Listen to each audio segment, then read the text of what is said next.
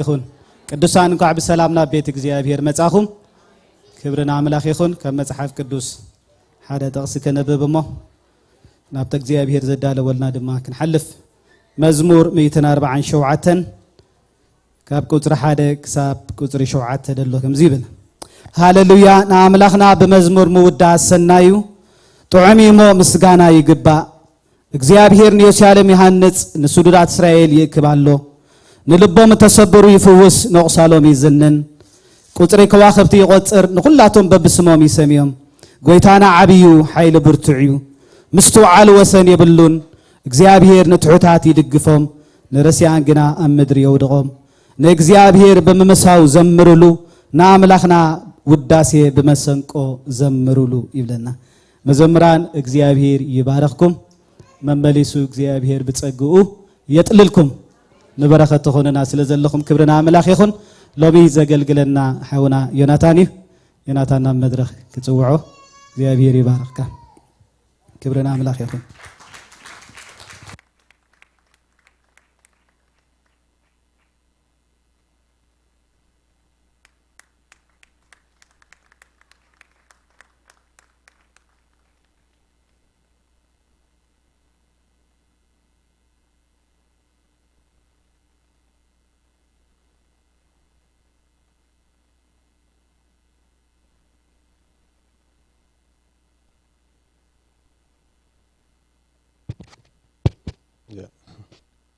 Shalom. Okay.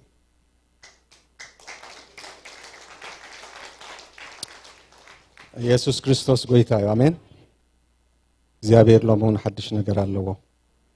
እቲ ተምልኽዎ አምላኽ እቲ ተስፋት ገብሩሉ አምላኽ ለሞን ሐድሽ ነገር አለው ለሞን ፍሊ ዝበለ መልእክት አለው ንዓይን ንዓኻትኩም አሜን ስለዚህ እግዚአብሔር ክዛረበኒ ኢልና እንተ ዳመጽና ኮይና تثبيتنا كله خاب سب زي كونس كاب እግዚአብሔር ክኸውን አለው አዋቴ ሰብ ከም ትድኹም ሻምብቆዩ እግዚአብሔር ግን በትድኹም ሻምብቆ ገሩ ይጭቀም መልእክቱ የማሐላልፍ ሃሌሉያ ስለዚህ ለሞን ተጽቢትኩም አብ እግዚአብሔር ይኹን ሃሌሉያ ስለዚህ እግዚአብሔር አምላኽና አንተ መዝሙርና ዘመርና በመንፈስ ኮይና አዋቴ እስኪ ፍሊዘ አነኹም ህጽልየ ቀነለን ቀነ ሐድሽ ነገር ይኹን እግዚአብሔር መመለላ ሳይኹን እግዚአብሔር ሐድሽ ነገር በቃ ሐድሽ ሪቫይቫል ዲ አይንፈልጥና ዝኾነ በቃ መንቀሳቃሳት ይኹን ማእከልና ከምቲ አህዛብ ዝገብርዎ ወይውን ካልኦት ሃይማኖተኛታት ዝገብርዎ ንመጽ ንሰምዕ ንኸይድ ምስ ጋዕገልጠምና ምስ ብዙሕ ነገራትና ንመጽ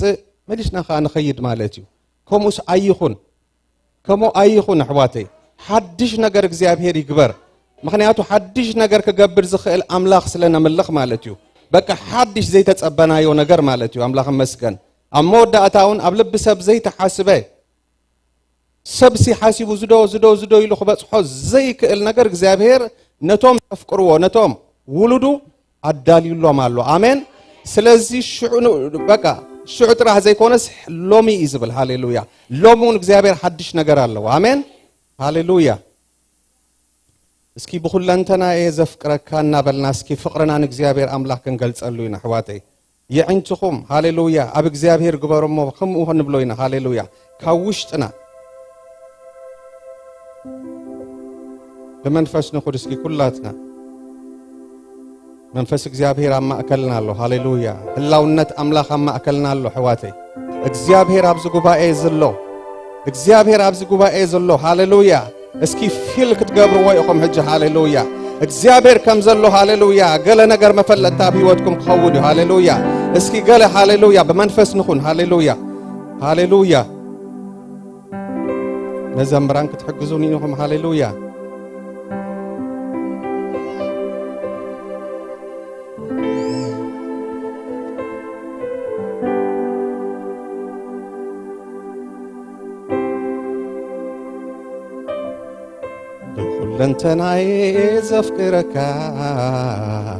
بخلنتناي زفكرك اسكي مزمران كتحجزونيهم هاليلويا كم اسكي نبلون እግዚአብሔር هاليلويا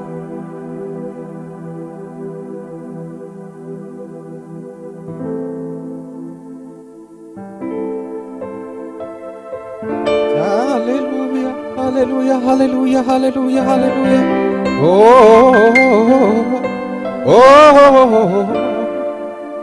ለንተና የዘፍቅረካ አቦ ሃሌሉያ ሃሌሉያ ሃሌሉያ ሃሌሉያ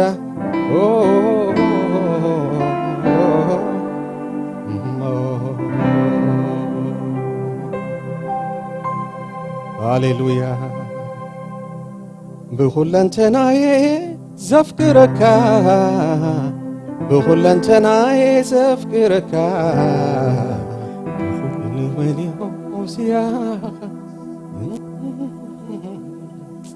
ኢየሱስ ኣብ ሕይወተይ ልዕሊ ኩሉ ኢኻ ኢየሱስ ኣብ ሕይወተይ ልዕሊ ኩሉ ኢኻ ኢየሱስ ኣብ ሕይወተይ ልዕሊ ኩሉ ኢኻ እስኪ ከምኡ በልዎ ሃሌሉያ ኢየሱስ ኣብ ሕይወተይ ልዕሊ ኩሉ ኢኻ ኢየሱስ ኣብ ሕይወተይ ልዕሊ ኩሉ ኢኻ ብኹለንተናዬ ዘፍቅረካ ብኹለንተናዬ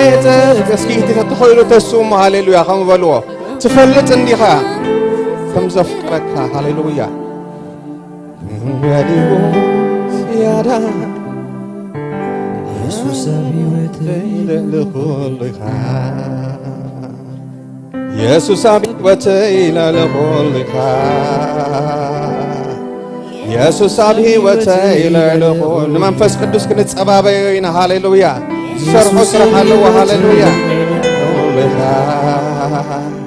ኢየሱስ ኣብ ሕይወተይ ልዕሊ ኩሉ ኢኻ ኢየሱስ ኣብ ነገረይ በልዎ ኢየሱስ ኣብ ነገረይ ዘፍቅረካ ብኹለንተናዬ ዘፍቅረካ ኢየሱስ ኣብ ሕይወተይ ልዕሊ ኩሉ ኢኻ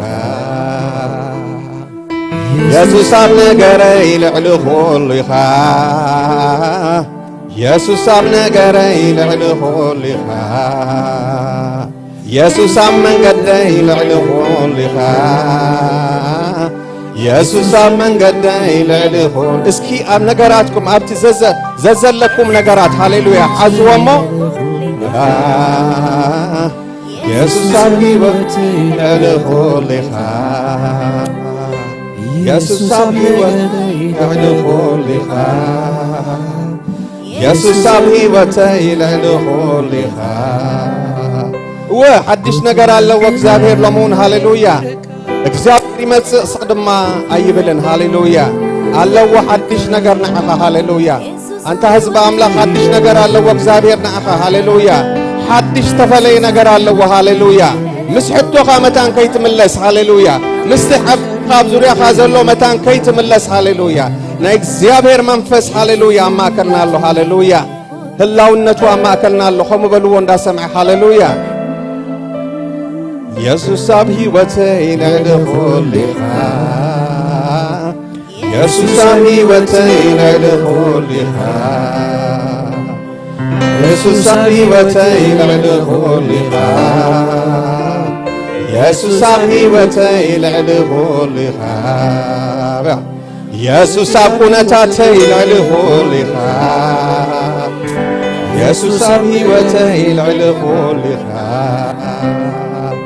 ኢየሱስ ኣብ ሕይወተይ ልዕሊ ኩሉ ኢኻ ኢየሱስ ኣብ ሕይወተይ ልዕሊ ኩሉ ኢኻ ብኹለንተናዬ ዘፍቅረካ ብኹለንተናዬ ወዘፍቅረካ ኢየሱስ ኣብ ሕይወተይ ልዕሊ ኩሉ ኢኻ አሜን ኢየሱስ ኣብ ሕይወተይ ልዕሊ ኩሉ ኢኻ ሃሌሉያ እስኪ ህላውነቱ ሃሌሉያ አሎ እግዚአብሔር ሃሌሉያ ልዕሊ ኩሉ ኢኻ ኢየሱስ ኣብ ሕይወተይ ልዕሊ ኩሉ ኢኻ የዒንትኹም ካብ ሰብ አልዕሉ ካብ ዙርያኹም አልዕሉ ሃሌሉያ ሃሌሉያ እግዚአብሔር መንፈስ ብመንፈስ ድማ ይመለኽ ሃሌሉያ ብኹለንተናይ ዘፍቅረካ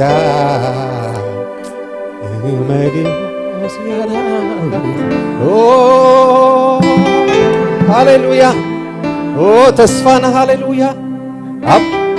ተስፋና ሃሌሉያ تثبيتنا هاليلويا أبنا جري يا ويخا نبلوينا هاليلويا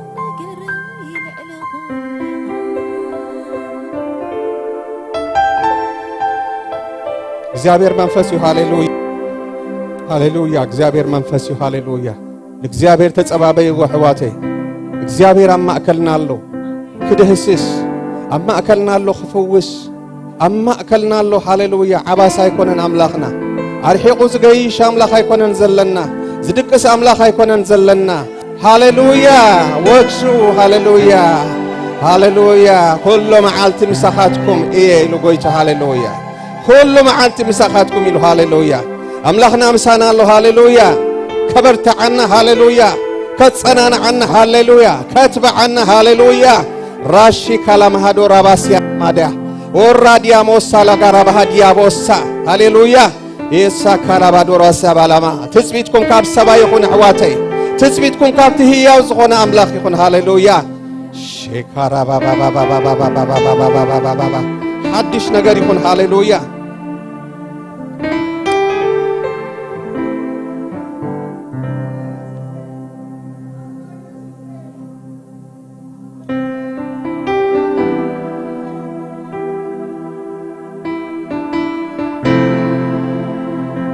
ጽቤክ አለሁ እግዚአብሔር እስኪ ንበርሉ ሃሌሉያ ለሞን ጽቤክ አለሁ እግዚአብሔር እስኪ ንበርሉ ሃሌሉያ حدش ነገር ክሰምዕ መጽ حدش ነገር ክሰምዕ መጽ እግዚአብሔር ተስፋይ ሃሌሉያ ወሻ ካላባስያ ለአፖታናና ማሺላ ራባስያ حدش ነገር አለ ወህዋቴ ግድ ይብልኩምን ሃሌሉያ እግዚአብሔር ይመጽእ ስቅድማ አይብልን ሃሌሉያ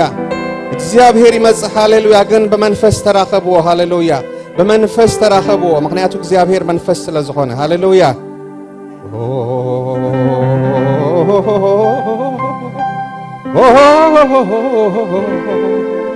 ሃሌሉያ ሃሌሉያ ሃሌሉያ ሃሌሉያ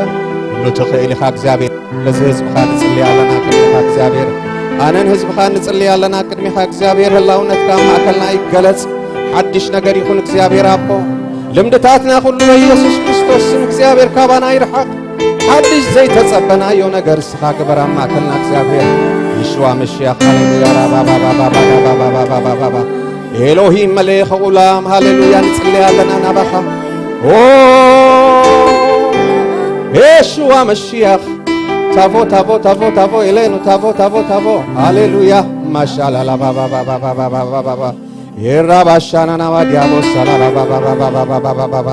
ታቦ ኤሌኑ ሃሌሉያ ታቦ ኤሌኑ ሃሌሉያ ታቦ ኤሌኑ ሃሌሉያ ይሽዋ መሽያኽ ታቦ ኤሌኑ ሃሌሉያ ምጻዳ ስሰና ሃሌሉያ ምጻዳ ስሰና እግዚአብሔር ተስፋና ካባኻዩ እግዚአብሔር አቦ ኣብ ዙርያና ንሪኦ ሁሉ ተስፋ የብሉን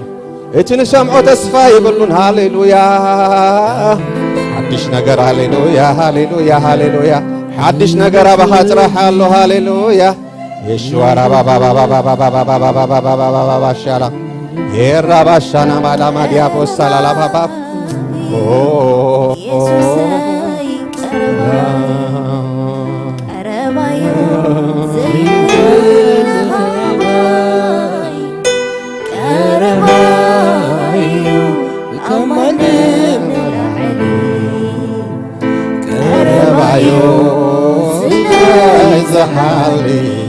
አሜን አሜን አሜን አሜን አሜን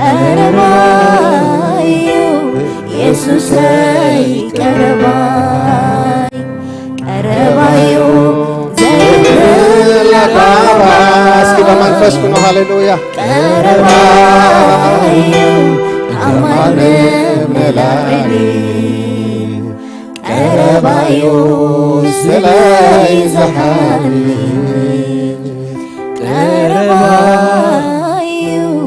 ኢየሱስ ቀረባይ እስኪ ቦልቆም ከመበልዎ ቀረባዩ ዘይተላባይ ቀረባዩ አማነ መላሊ ቀረባዩ ስለይ ዘሐሊ ቀረባዩ ኢየሱስ ቀረባይ ቀረባዩ ዘይፍለካ ባይ ቀረባዩ ታማኒ መላሊ ሰይ ቀረባዩ ስለይ ዝሓሊ ካብ ኣቦኻ ካብ ኣዴኻ ንላዕሊ ቀረባዩ የሱሰይ ቀረባዩ ዘይፍለካ ባይ ቀረባዩ የሱሰይ ንላዕሊ ቀረባዩ ስለይ ዝሓሊ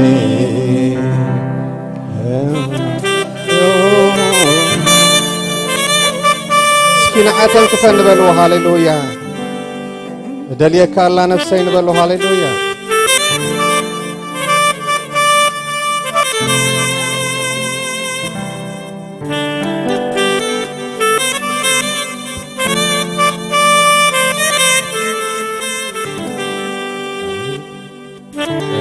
ቀረባይ ኢየሱሰይ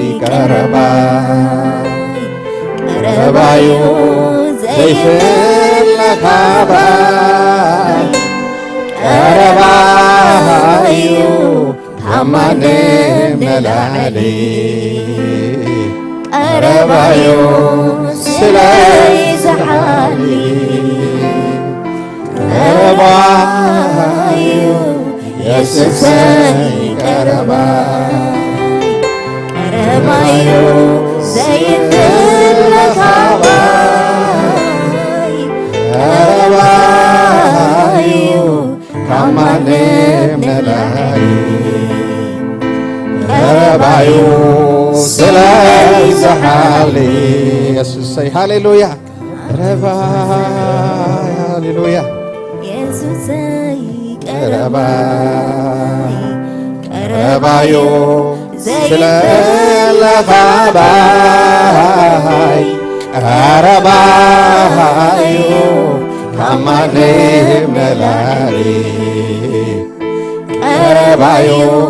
ስለይ ዝሓሊ ቀረባዩ የሱሰይ ቀረባዩ ዘይፍለካ ባይ እስቲ ኣብዚ ብፅሑካ ሃሌሉያ ስለዘይተፈለየካ ሃሌሉያ ትማሊ ሓዘካን ሃሌሉያ ቀረባዩ ስለይ ዝሓሊ ቀረባዩ የሱሰይ ቀረባዩ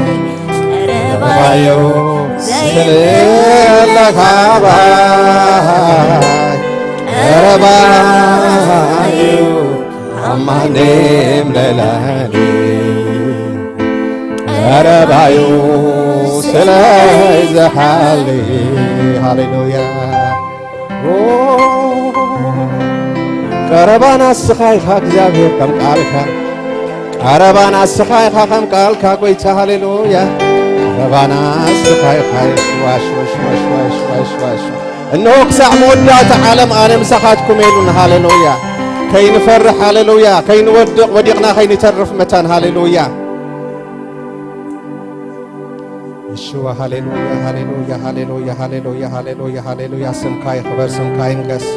الله ونتكا ما كلنا يكون እግዚአብሔር በመንፈስካ ተመላለስ ተንክፈና እግዚአብሔር ተንክፍነ ህዝብኻ እግዚአብሔር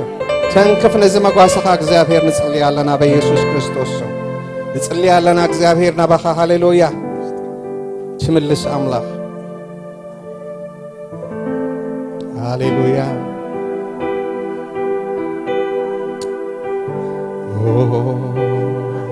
እግዚአብሔር ሆይ ነመስግንካለና ተመስገን ስለዛ መዓልቲ እዚኣ ተመስገን ኣብዚ ስለዘብፅሕካና ተመስገን ሃሌሉያ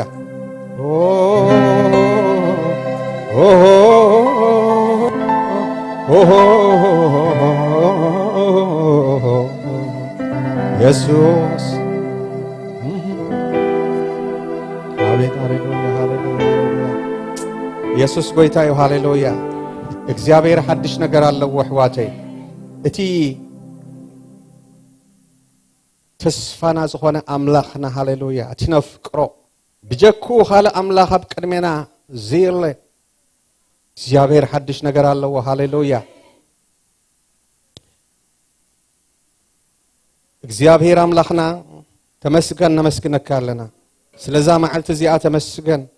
ስለ ህይወቴን እግዚአብሔር ኣቦ ስለ ህይወት ዞም ኣብ ቅድመይ ዘለዉ ባሮትካ ኣብ ቅድመይ ዘለዉ መጓሰኻ እግዚአብሔር ኣመስግነካ ኣለኹ እግዚአብሔር ካብቲ ትማሊ ኣይተሓልፈን ኢኻ ኣይትስሳገርን ኢኻ ኢሉ ዝሓዞም እግዚአብሔር እስኻ ብዓወት ኣስጊርካ እግዚአብሔር ንሎሚ ክርእይዎ ዕድል ስለ ዝሃብካዮም እግዚአብሔር ኣመስግነካ ኣለኹ ናይ ሎሚ ሰብ ስለ ዝገበርካና ተመስገን ጎይታ እነሆ እግዚአብሔር ኣቦት ዝኾነ ነገር ብዘገድስ እግዚአብሔር እስኻ ግን ሓድሽ ነገር ስለ ዘለካ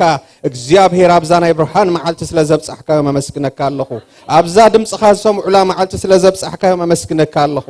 እግዚአብሔር ኣቦ ንዓይውን እነሆ ዘይጠቅም ድኹም ባርያ እግዚአብሔር እነሆ እስኻ ትፈልጦ ህይወት ዘለኒ እግዚአብሔር ድኹም ግና ኸትጠቅም ኢልካ እግዚአብሔር ጸዊዕካ ኣቅድሚ ዝኽቡር መጓሰኻ ደዋቢልካኒ ኢኻ ሞ እግዚአብሔር ኣቦ መስግነካ ኣለኹ እግዚአብሔር ኣነ ድማ ብዘይካ ኻውላ ሓደ ከገብር ኣይክእልኒ ድኻመይ እስኻ ትፈልጥ ኢኻ ግን እግዚአብሔር ኣባኻ ተወኪለ ከምዘይ ትድርብየኒ ከምዘይ ትገድፈኒ ምሳይ ደው ከም ትብል እዚ ፈሊጠ እግዚአብሔር ብትብዓት እግዚአብሔር እነሆ ኣብ ቅድሚኦም ደው ኢለ ኣለኹሞ እግዚአብሔር በመንፈስካ እስኻ ክትብሎ ደለኻ ክትዛረብ ጽልይ ኣለኹ ጎይታ ዝደው መባለ እግዚአብሔር ኣቦ እነሆ ንፈውስ ክኸውን እግዚአብሔር ንፈውስ ህዝብኻ ክኸውን እቲ ኣነ እግዚአብሔር በኣይ ክትዛረቦ ዝደለኻዮ ፈውስ ክኸውን ነዚ ህዝብ እግዚአብሔር ጽልይ ኣለኹ ጎይታ እነሆ መንፈስካ እግዚአብሔር ኣቦ እነሆ በመልአት ይቆጻጸረና ኣቦ ስለ ሁሉ ተመስገን በወድኻ በክርስቶስ ኢየሱስ ስም አሜን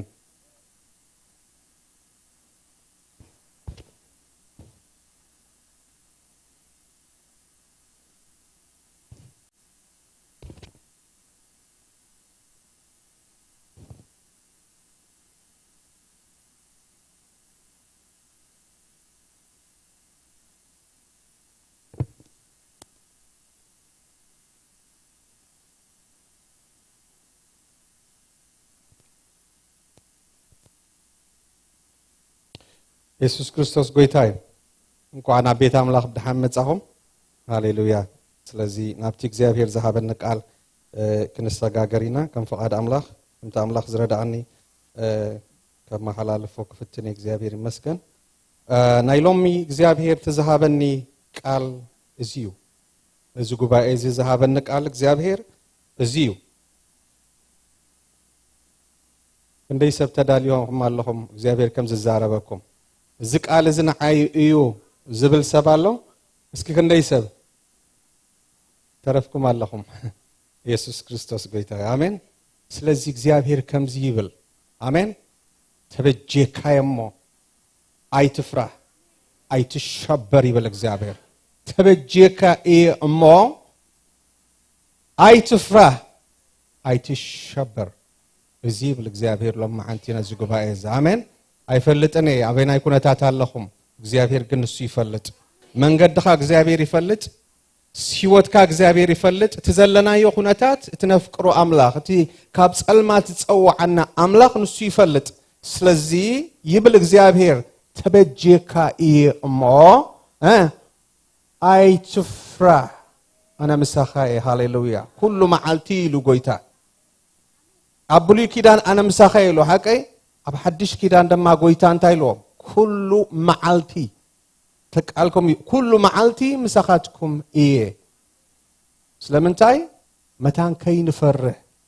መዓልታዊ ሃሌሉያ ኣብ ሰሙን ኣይበለን ኣብ ዓመት ኣይበለን መዓልታዊ ኣነ ምሳኻትኩም እየ ኢሉና አሜን ስለዚ እግዚአብሔር ይመስገን ናብቲ እንታሽሙ ወስደኩም ናብቲ ዳሊኽዮ ዘለኹ ቃል ኣብ ኦሪት ዘጽአት ምዕራፍ 14 ካብ ጥቕሲ ሓሙሽተ ፓስተር ተደሓወይ ክትሕግዘኒ ኢኻ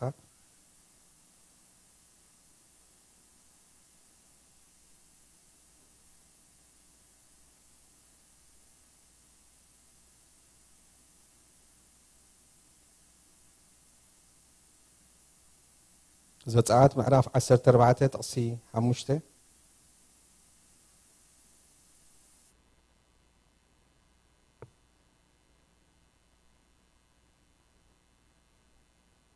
ካብ ጥቕሲ 5 ጀሚርካ ولا خبط أصحاده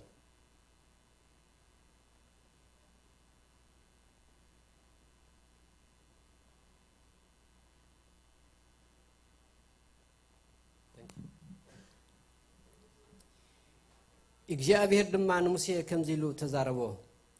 ንደቅ እስራኤል ተመሊሶም አመንጎ ሚግዶልን ባሕርን አመንጽር ፂ ሃይሮትን ክሰፍሩ ንገሮም አመንጽር በዓል ጸፎን አብጥቃ ባሕሪ ስፈሩ ፈርዖን ድማ ብዛዕባ ደቅ እስራኤል በረኻ ውሒጥዎም ኣብ ምድሪ ቀባሕባሕ ይብሉ ኣለው ክብል እዩ ኣነ ድማ ንልቢ ፈርዖን ከትረ ንሱ ከዓ ደድሕሪኦም ስዒቡ ክሰጎም እዩ ብፈርዖንን ብኩሉ ሰራዊቱን ክኸብር እየ ግብፃውያን ድማ ኣነ እግዚአብሔር ከም ዝኾንኩ ክፈልጡ እዮም ከምኡ ከዓ ገበሩ ድማ ንንጉስ ግብፂ እቲ ህዝቢ ከም ዝሃደመ ነገርዎ ልቢ ፈርዖንን ገላውኡን ከዓ ብዛዕባ እቲ ህዝቢ ተለወጡ ከይግዝኡናስ ንእስራኤል ብምሕዳግና እንታዩ ዝገበርናዮ ድማ በሉ እሞ ሰረጋላው አዳለወ ህዝቡን ምስኡ ወሰደ 600 ሕርያት ሰረገላታትን ኩሉ ሰረገላታት ግብፅን ኣብ ኩሉ ከዓ ተዋጋእቲ ወሰደ እግዚአብሔር ንልቢ ፈርዖን ንጉስ ግብፂ አትሮሮ እሞ ንሱ ደድሕሪ እቶም ብልዕልቲ ኢድ ዝወፁ ዝነበሩ ደቂ እስራኤል ገስገሰ ግብፃውያን ድማ ንኩሎም አፍራስ ፈርዖንን ሰራዊቱን ፈረሰኛታቱን ኩሎም ሰራዊቱን ደድሕሪኦም ገስጊሶም ኣብ ጥቃ ባሕሪ ኣብ ፂ ሃይሮት ኣብ መንጽር በዓል ጸፎን ሰፊሮም ከለው ኣርከብዎም ፈርዖን ምስ ቀረበ ደቂ እስራኤል ለዒንቶም አልዓሉ ነኸኣ ግብፃውያን ደድሕሪኦም ገስገሱ ደቂ እስራኤል ድማ ኣዝዮም ፈርሁ ናብ እግዚአብሔር ከዓ ተማሃለሉ ንሙሴ ድማ ናብዚ በረኻ ክንመውት ዝወሰድካናስ ኣብ ግብፅ ዶ መቃብር ኣይነበረን ኣብ ግብፂ ካብ ግብፂ ዘውፅኻናስ ንምንታይ እዚ ገበርካና እቲ ኣብ ግብፂ ዝበልናካ እዚ ነገር ዝዶ ኣይኮነን ኣብ በረኻ ካብ እንመውት ንግብፃውያን ከነገልግል ይሕሸና እሞ ንግብፃውያን ንገዛ እዮም ሕደገና ዶ ኣይበልናካን በልዎ አምላክ ባረካ ኢየሱስ ክርስቶስ ጎይታ አሜን እዚ ቃል እዚ ምናልባት ኩላትና ንፈልጦ ኢና አሜን አንቢብና ይንከውን ንኽእሊና ንፈልጦ ኢና እቲ ታሪኽ አሜን እቲ ቃል ተጻሕፈ ግን እንኮንላይ ንሎሙን እዩ አሜን ነዞም ንሕና ንጓዓዝ ዘለና ናብታ ናፍቃ መንግስት አምላክ ንጓዓዝ ዘበልናውን እዚ ንዓና መልእኽት እዩ አሜን ሃሌሉያ ስለዚ ኣብዚ ከምቲ ንፈልጦ እስራኤል ህዝቢ እስራኤል ኣብ ግብፂ ነይሩ ሓቀይ ኣስታት 430 ዓመት ኣብኡ ኣብ መግዛእቲ ይነብር ነይሩ ነዊሕ ዓመት ማለት እዩ ኣብ ትሕቲ ግዛኣት ፈርዖን ይነብሩ ነይሮም ክነብሩ ከለዉ እቲ ግዛኣት ኣዝዩ ከቢድ ነይሩ እህታ ዝመልኦ ስደት ነይሩ ዘይጥዕም ቦታ እዮም ነይሮም እስራኤል መሰል ኣይነበሮምን ኣብ ባርነት እዮም ነይሮም ስለዚ እቲ ባርነት ስለ ዝመረሮም እንታዮም ዝብሉ ነይሮም ይብሉ ነይሮም ምክንያቱ እዞም ህዝቢ እዚኦም ፍልይ ዝበሉ ህዝቢ እዮም ኪዳን ዘለዎም ህዝቢ እዮም እዞም ህዝቢ እዚኦም ካብ ካልኦት ህዝብታት ዝተፈለዩ እዮም ምክንያቱ ደቂ መን እዮም እዚኦም ደቂ ኣቦኦም አብርሃም እዮም ኣቦኦም ኪዳን ዝተኣትወሉ ኣቦ እዩ አሜን እግዚአብሔር ዝፈልጦም ህዝቢ እዮም ግናኸ ኣብ ባርነት ይነብሩ ነይሮም ነዊሕ ዘመን ስለዚ እቲ ባርነት ኣዝዩ ስለ ዝመረሮም ድማ እቲ ኣምላኽ ኣቦታትና እቲ ንሰምዖ ዝነበርና እቲ ኪዳን ዝኣተወልናስ ስጋዕ ማእስ ይብለና ማእስ እዩ ካብዚ ነገር እዚ ከውፃና ይብሉ ነይሮም ሽዑ ግና ግዜ እግዚአብሔር ምስ ኣኸለ እህቶም ናበይ በፂሑ ናብ እግዚአብሔር በፂሑ እቲ መረሮኦም ናብ እግዚአብሔር በፂሑ እቲ ክሳዕ ማእሲና ንጽበዮ ዝብልዎ ሕቶ ኣብ እግዚአብሔር በጽሑ ስለዚ እግዚአብሔር ሰሚዑ እንታይ ገይሩ ካብ ሰማይ ወሪዱ አሜን ካብ ሰማይ ዝወርድ አምላኽ ይዘለካ አሜን ነዓ ሃሌሉያ ካብ ሰማይ ዝወርድ ዙፋኑ ገዲፉ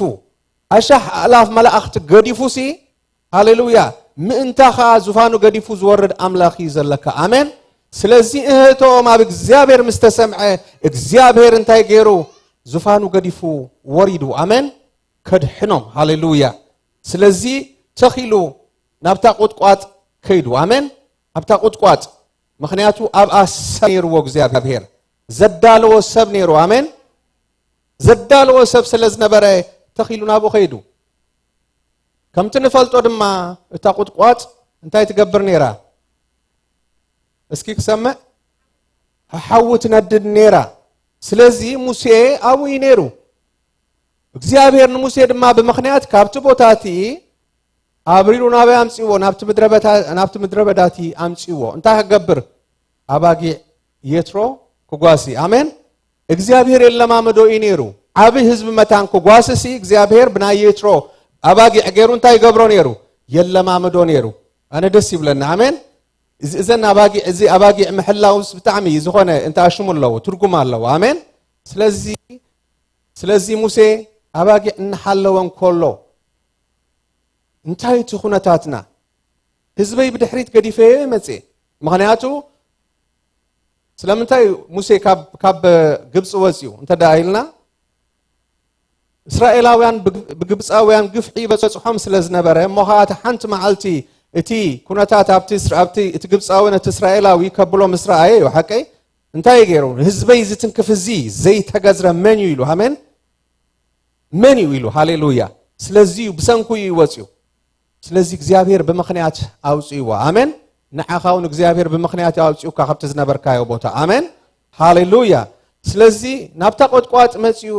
ምስራአየ ትነድድ ግና ኸትቃጸላይ ነበረትን ስለዚ እዚ ዝኸውን ዘሎ ነገራት እንታይ ይደአሉ ይሉ ሃሌሉያ ናብኡ ቀሪቡ ሽዑ ድምጽ እግዚአብሔር ካበይ ወጽዩ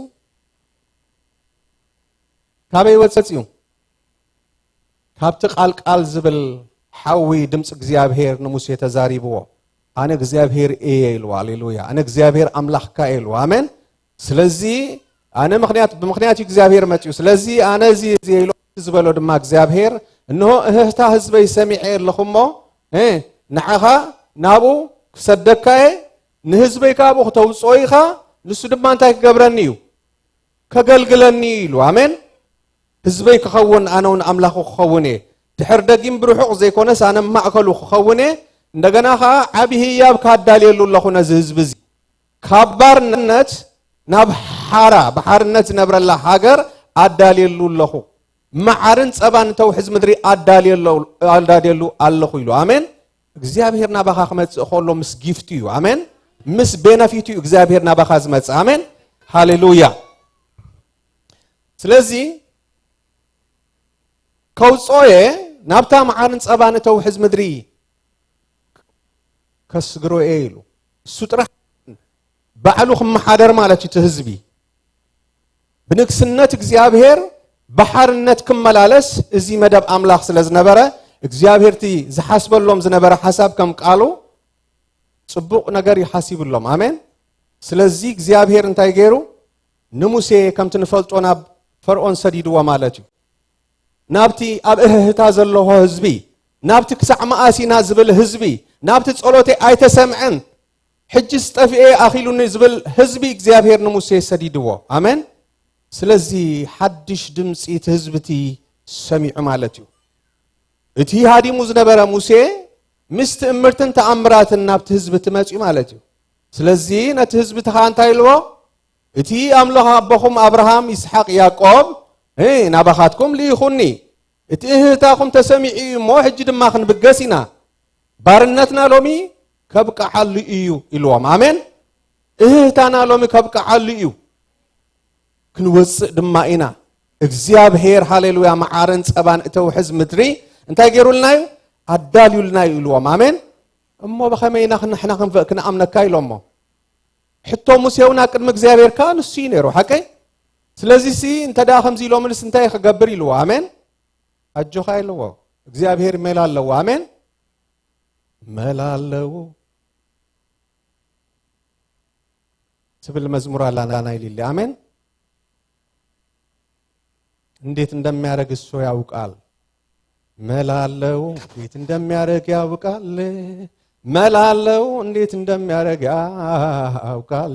ትብል መዝሙር አላት አሜን ስለዚህ እግዚአብሔር ከመይገሩነት ህዝብቲ አሚኑ ከምዘውጾን እሱ ይፈልጥ አሜን ስለዚህ በኸመይና ንሕና ንኣምነካ ሰሚዕና ምናልባት ገለገሊኦም ሰሚዖም ኾንዮም ከምዝሃድ ማለት እዩ ስለዚህ እግዚአብሔር እቲ ዝሃቦ ተኣምራት ድማ ሙሴ ነቲ ህዝብቲ አርእይዎ ማለት እዩ ምስራአዩ ምናልባት ክኸውን ይኽእል እዩ ከም ዝርኢና ንፈልጥኒና ምናልባት እግዚአብሔር ክበጽሓና ደልዩ ክኸውን እዩ እሞንታይ ክንገብር ኢና ኢሎሞ ተዳለው ኢልዎም ስለዚህ ንዖም ትብስራት ተነጊሮም ሽዑ ናበዮም ከይዶም ናብቲ ዝገዝኦም ዝነበረ ሓያል ንጉስ እግዚአብሔር ሓደ ልኡኹ ልኢኹ ማለት እዩ ከምቲ ንፈልጦ እቲ ልኡኽ ድማ ሙሴ ከኣትዩ ህዝበይ ከገልግለንሲ ልቐቆ ይብለካ ኣሎ እግዚአብሔር ኢልዎ አሜን ንመን ነቲ እግዚአብሔር ዘይፈልጥ ንጉስ ስለዚህ እሱ ድማ እንታይ ኢልዎም ንእስራኤል አይፈልጥ ነቲ ንእግዚአብሔር አይፈልጥ ንእስራኤል ድማ አይሐድግን ካብ ኢደይ ከናግፈኩም ዝኽእልካ መንዩ ክሪኤ ኢልዎን ሙሴ ማለት እዩ ፈርዖን ኩሉ ግዜ ጸላእኸሙ ይዝብል አሜን ትነምልኾ አምላኽ ግን ካብ ኃይል ጸላእና ካብ ኃይል ጸላእትናሲ ተኃይሉ ይዓብ አሜን አሜን ሃሌሉያ ንዖም ዝፈጠሮም አምላኽ እዩ ሃሌሉያ ትነፍዖም ዝፈጠሮም ሓያል አምላኽ እዩ ሃሌሉያ ምስኦም ስለና ዝዘራረብ አሜን ምስኦም ስለና ደው ዝብል ሃሌሉያ ስለዚህ ከምቲ ትፈልጥዎ ነይሩ መወዳእታ ሞበል ትምህርተ ከሪኤካ እግዚአብሔር ዝገይሩሎ ኢሉ ኻሪዎ ማለት እዩ እሞ ዝዳወለ ሓደ ንዓይ ናቲንግ ኣለውን ዙርያ ዝኽገብሩ ዝኽእሉ ኢሉ ማለት እዩ ስለዚህ ንዑ ኢሉኻ እንታይ ገይርዎም ነቶም አስማተኛታት ፈርዖን ንዑ ያላ ግጠሙ ኢልዎም ማለት እዩ ምስቲ ሰማይን ምድርን ዝፈጠረ አምላኽ ስለዚህ ሳቶም ከዓ ፈቲኖም ከምቲ ንፈልጦ ድማ እታ በትሪ ሙሴ እንታይ ገይራቶም ንኹሎም አትማኖም ንኹሎም ዘለዎም ዘበለ ኃይል ሃሌሉያ ዘለዎም ዘበለ ጥበብ ሃሌሉያ እንታይ ገይራ ሃሌሉያ ካብ ኢዶም ሕዲጋቶ ውሒጣቶ ማለት እዩ አሜን ስለዚህ ሃሌሉያ ንዓኻ ዘዳልዎ ማለት ሰይጣን ወይካ ጸላእን ዓኻ ዘዳልዎ ጥበብ ኩሉ ሃሌሉያ ከምቲ በትሪ ሙሴ ነተናትማን ዝዋሓጠተን ሃሌሉያ ኃይል እግዚአብሔር አምላኽ ድማ ንዑ ክውሕጦ እዩ አሜን ንዓኻ ተዳለወ ሁሉ አጽዋራት ሃሌሉያ ትንዓኻ ተዳለወ ኩሉ ጥበባት እግዚአብሔር ክውሕጦ እዩ አሜን እግዚአብሔር ክበልዖ እዩ ሃሌሉያ በሐዊ ክበልዖ እዩ ሃሌሉያ ስለዚህ ከምቲ ንፈልጦ ኮይኑ መወዳእታ ትምህርቲ ኣብ ልዕሊ ትምህርቲ ማለት እዩ መወዳእታ ኣብ በኽሪ ግብፂ ምስ በጽሐ በኽሮም ምስ ተቐዝፈ መወዳእታቶም ህዝቢ እንታይ ኢሎም ልቐቆም ይውፁልና ዞም ሰባት በቃ ዩናን ይውፁልና ምክንያቱ እቲ ዘምልኽዎ አምላኽ ሓያል ስለ ዝኾነ ሕጂውን ክውዳእና ስለ ዝኽእል ሕጂውን ካለ መዓት ከምጻልና ስለ ዝኽእል ሲ ሃሌሉያ ልቐቆም ኢሎሞ ማለት እዩ ሕራ ኢሉ ስለዚህ ኪዱ ኢልዎም በቃ ኪዱ ውፁ ኢልዎም ማለት እዩ እግዚአብሔር ድማ ሓደ ነገር ኢሉ ጉልበቶም ተመዝሚዙ እዩ ኩሉ ዝረሓጽዎ ዘበለኻ ኣዊ ተሪፉ ነይሩ አሜን ስለዚህ እንታይ ኢልዎም እግዚአብሔር ስቂልኩም እሞ አይትወጹን ኢኹም ኢልዎም አሜን ሎሚ መልእኽት ኣለዎ እግዚአብሔር ዘስተውዕል የስተውዕል አሜን ስለዚህ እንታይ ኢልዎም እቲ ረሓጽኩም ዘበለ እቲ ዝወሰዱልኩም ዘበለ ሲ ሒዝኩም ኢኹም ትወጹ ኢልዎም ማለት እዩ ስለዚህ እንታይ ኢልዎም ተለቁሑ ውሰዱ ኢልዎም ካብ ኣዕሩኽትኹም ካብ ጎረባብትኹም ካብቲ ውሰዱ ኢልዎም አሜን እግዚአብሔር ክመጽእ ከሎ ምስ ምርኮኻ ኢኻ ትወጽእ አሜን ዝተወስደካ ምርኮ ሒዝካ ኢኻ ትወጽእ አሜን ምክንያቱ አምላኽና ከምኡ እዩ ሃሌሉያ እግዚአብሔር ሃሌሉያ ከምኡ እዩ ሃሌሉያ ትተምልኾ አምላኽ ከምኡ እዩ ስለዚህ ውሰዱ ኢልዎም ወሲዶም ኣዋርቕ ኩሉ ማለት እዩ ሒዞም ማለት እዩ እግዚአብሔር ምስ ምርኮኻ ይዘውፅኣካ ካብቲ ዝነበርካዮ ቦታ አሜን ምክንያቱ እቲ ዘተምልኾ አምላኽ ሓያል ስለ ዝኾነ አሜን ሃሌሉያ ዝሕይሎ የለን ሃሌሉያ ዝደለዮ ድማ እግዚአብሔር ይገብር አሜን ስለዚህ እስራኤላውያን ኮሙ ገሮም ወጽዮም ካብቲ ዝነበርዎ ማለት እዩ መወዳእታ ኪዱ ተባሂሎም አስተውዕሉ እቲ ካብቲ ቦታቲ ካብቲ ናይ ባርነት ቦታ ዘንቀሳቀሶም ዘሎ እግዚአብሔር እቲ ተአምር ዝገበረ አምላኽ እዩ ከባቢ 7 ጊዜ ሐቀ እንተ ዘይተጋገ ትእምርት ገይሩ 10 ከባቢ 10 ማለት እዩ እዚ ሁሉ ሪዩ ራዩ አስተውዕሉ ሕጂ እዚ ሁሉ ሪዩ እዚ ህዝብ እስራኤል ማለት እዩ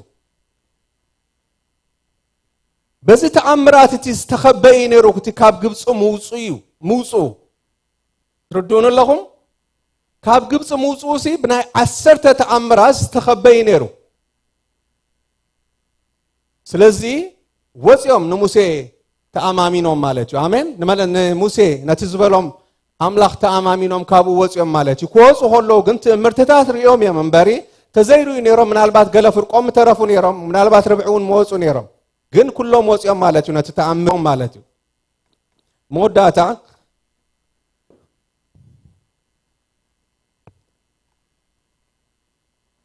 መወዳእታ እግዚአብሔር እንታይ ኢልዎ ኣብ ዘጸአት ምዕራፍ 14 ከም ጥቕስ ሓደ እግዚአብሔር ድማ ንሙሴ ከምዚ ኢሉ ተዛረቦ እንደቅ እስራኤል ተመሊሶም ኣብ መንጎ ሚግዶልን ባሕርን ኣብ መንጽር ጲ ኣሒሮት ክሰፍሩ ንገሮም ኣብ መንጽር በዓል ጸፊሮት ጸፎን ኣብ ጥቓ ባሕሪ ሰፈሩ ፈርዖን ድማ ብዛዕባ ደቂ እስራኤል በረኻ ውሒጥዎም ኣብ ምድሪ ቀባሕባሕ ይብሉ ኣለዉ ክብል እዩ ኣነ ድማ ንልቢ ፈርዖን ከትርሮኤ ንሱ ከዓ ደድሕሪኦም ስዒቡ ክሰጎም እዩ ብፈርዖንን ብኩሉ ሰራዊቱን ክኸብር እየ ግብፃውያን ድማ ኣነ እግዚአብሔር ከም ዝኾንኩ ክፈልጡ እዮም ከምኡ ከዓ ገበሩ ይብለና አሜን ስለዚ እዚ ህዝብ እዚ ካብ ግብጽ ወጽዩ ኣብቲ እግዚአብሔር አምላኽ ክሰፍሩ ዘዳልወሎም ቦታ ናብኡ ሙሴ ሒዝዎም ከይዱ ማለት እዩ አቡ ኾፊሎም ራዩ ኣብቲ እግዚአብሔር ዘዳልወሎም ቦታ ምናልባት እቲ ቦታቲ ኣብ ግብጽ ዝተለማመድዎ ብልዒ ዝተለማመድዎ ጫውጫው ምናልባት ካልእ ኣይነበሮን ክኸውን ይኽእል እዩ ግን ትዝበለጸ ቦታ ይነሩ እቲ እግዚአብሔር ዘዳልወሎም ቦታ ትዝበለጸ ይነሩ ስለዚ አቡ ኾፊሎም ማለት እዩ አቡ ኾፊሎም ከጉሮም ሩሙ ጀሚሮም ዞም ሰባት አውፂ ኻሳብ ዝኮፋ ቢልካና እንታይ እቲ መወዳእታን እንታይ ዝኸውን ዘሎ እናበሉን ከለው ሓደ ነገር ኮይኑ ማለት እዩ ተስፋ ዘቁርጽ ነገር ስለ ዝረአዩ እዮም ዞም ሰባት ምክንያቱ እንታይ ነይሩ ብቅድሚኦም ባሕሪ ኤርትራ ነይሩ ቀንበይበይ ይብል ማለት እዩ ተራእዩ ከምዚ ይዝብል እንታይ ኻ ክንሕምብሰሉ ዲና እዚ ተሐምቢስና ዲና ክንመለስና ድሕሪት ወይስ እንታይና ክንገብር እዚ እናሕሰቦም ከሎ ሪብልና ካንዲና ኢሎም ዝሽዑ ኢልና ካንዲላ ማለትሲ ኣብዚ መሓሸና ግደፈና እንዶ ትዝለመድናዮ ነገር ለሚድናዮ ስለ ዝኾና ኣብኡ መሓሸና እንዶ ኢልና ካኮ ነርና ኣብዚ ምድረ በዳ ምጽኻ ግን ከተጥፋአና ኢኻ ኣብ ግብጽ ዶ መቃብር ኣይነበረን ናብዚ ቦታ እዚ ዘምጻኻና ኢሎም ከጉሮም ሩሙ ጀሚሮም ማለት እዩ መወዳእታ ዝንዳበሉን ከሎ ድማ ፈርዖን ካንታይ ገይሩ እሱን ሰራዊቱን ከዓ ጋዕገልጠምና በለኻ ክመጽእ ጀሚሩ ማለት እዩ ብድሕሪኦም ከዓ ካልእ ድምጽ ሰሚዖም ዞም ሰባት ብቅድሚኦም ባሕሪ ዘሎ ብድሕሪኦም ድማ ሰረገላታት ገልጠምጠም ዝብል ሰሚዖም ከም ዝተራኣዩ ማልያ ዘይብሉ ሰራዊት ናቦም ይመጽእ ነይሩ ማለት እዩ ኢልና ካንዲና እዚና ኮ ዝበልና አጥፊእካና ጠፋአና ክብሉ ጀሚሮም ማለት እዩ ንሙሴ ከምዚያ ሒዞም ማለት እዩ ክርዳን ምናልባት ከብሎ ክስእሉ ከለኹ ከምዚ ኳሌቱ ሒዞም ገሊኦም ካንዖም ሒዞም ያላ በልዎ ከጥፋአና የብዚ ምጽና ይብሉ ነይሮም ማለት እዩ ሙሴ ግን እንታይ ኢልዎም የደሓወይ ከተንብበለይ ፓስተር ቴዲ ኣብ ዘጸአት 14:13 እስኪ አንብበለይ ሽዑ ሙሴ ነቶም ህዝቢ ኣይትፍርሁ ዶበሉ እቲ ምድሓን እግዚአብሔር ሎሚ ዝገብረልኩም ረአዩ አሜን ታሰይ ትህዝቢ ከጉሮጉር ምስ ጀመረ ትህዝቢ ዋጭዋጭ ክብል ምስ ጀመረ ራዩ እቲ ዘገረመን ነገር እንታዩ ህላውነት እግዚአብሔር ሲራአዮም ነይሩ ምስኦም ነይሩ ምክንያቱ ብቀትሪ ክወጹ ከለው ብቀትሪ ክጓዓዙ ከለው በቲ ሲናይ ምድረ በዳ ንሕና ሓሊፍና ኢና ኣብ እስራኤል ዝመጻና ኣለና ብዙሓት ኣብዚ ሓሊፍናሉ ኢና እቲ መንገዲ انت داريخم مدر بداي منم نجر حوص اطرح يبقى كز كتريو خلخ استسفاي خا تقرص امبرك اب كتماسك اتودي امبه هيوتك امبرس هيوتس كتقصل ديا واتي بزح ነገር ይናሪና حليفنابو زموت ريسات ريخا وزنا قصه اصاصمتبو زخدو ققرمينا زموتو بتغلت ري استسفا زقرص ينيرو تبوتاتي ስለዚህ حقومم كم انتبلو እግዚአብሔር ግን ምሶም ይነሩ አሜን እቲ ሃሩን በዝባላ ሐዊ ዘሎ ማለትዩ እቲ ሐው መታን ከይቃጽሎም ተሐው መታን ከይብቲ ፀሐይ መታን ከይብርቱ አምታይ ገይሩ በቀትር እንታይ ገይሩ ሎም ነሩ አንድ ደበና ሃሌሉያ ከይጉድኡ መታን ራእዩ ትምርቲ ኮም ምሶም ነሩ አሜን ስለዚህ ለይቲ ኾውን ኮሎኻ ከይፈርሁ መታን ማለትዩ ክንወጽ ኮለና ካብ ዓዲ بصلماتي انا وصي ليتينا وصينا كاب كنسغر كلنا مالتي سلازي كلت خوينا انا نخيد نيرنا هجو غندوالا خمس زبله سب كمزيلو زبل يزمسلكا بقى خمس رقبونا قالنا بالمالتي شو مسكنا خلت غند خابت يصنحنا حيزومنا بقى حجس نبل بيت دو كمزيلن دقيسن نيرن سلسته دو قدمينا مالتي دقيسوم كبلونا بقى دوبل زبلنا اندا تصبنان كلنا ترانا يمسي بقى كل دمص سمعن مالتنا نيدو داريو እና بسمبادي نيرو وعزو እና سنبدنا حجي እንታይ ክንከውኒና ይነሩ ጉዕዞና ማለትዩ ናይ እስራኤላውያን ግን ኮሞ ይነበረን አሜን ኮሞ ከይፈርሁ መታን በአንድ ሐውኻ ሃሌሉያ ከባቢዮም እናራአዩ አሜን ከባቢዮም በብርሃን እናራአዩ ኩጓዓዙ እግዚአብሔር ዝገሩ ማለትዩ ስለዚህ እግዚአብሔር በትእምርቱ ምሶም ይነሩ ግን እዚ ሁሉ እናራአዩ ህላውነት እግዚአብሔር ምሶም ከም ዘሎ እናፈለጡ እናራአዩ ግናኸ ይአምኑ ይነበሩን ስለዚህ ጠፋአና አጥራህ ኢሎም እግዚአብሔር ካብ ይሰውረና አሜን ስለዚህ እግዚአብሔር መልእክት ለወሎሚ ዘስተውዕል ይስተውዕል አሜን ትግርኛ ደስ ዝብለን ነገራት አለው እሞ ተዛሪብ ካንታይ እንዳምጻኻ እንታይ አኻኽትብል ደሊኻ ማለትዩ እንታይ አኻኽትብል ደሊኻ ዘለኻ فليت الله ገምጊም الله እና እግዚአብሔር ለሞን ዝግብል ቆሎ ገለ መልእክት ለው አሜን ኢየሱስ ክርስቶስ ጎይታዩ አሜን ስለዚህ ዞም ሰባት እዚዮም ከጉረምርሙ ጀሚሮም ማለትዩ አንተ እግዚአብሔር ምሳኻለው አይተጉረምርም አሜን እግዚአብሔር በአንድ ደበና ምሳኻለው አሜን ስለምን ታይተጉረምርም ስለዚህ ሙሴ እንታይ ለው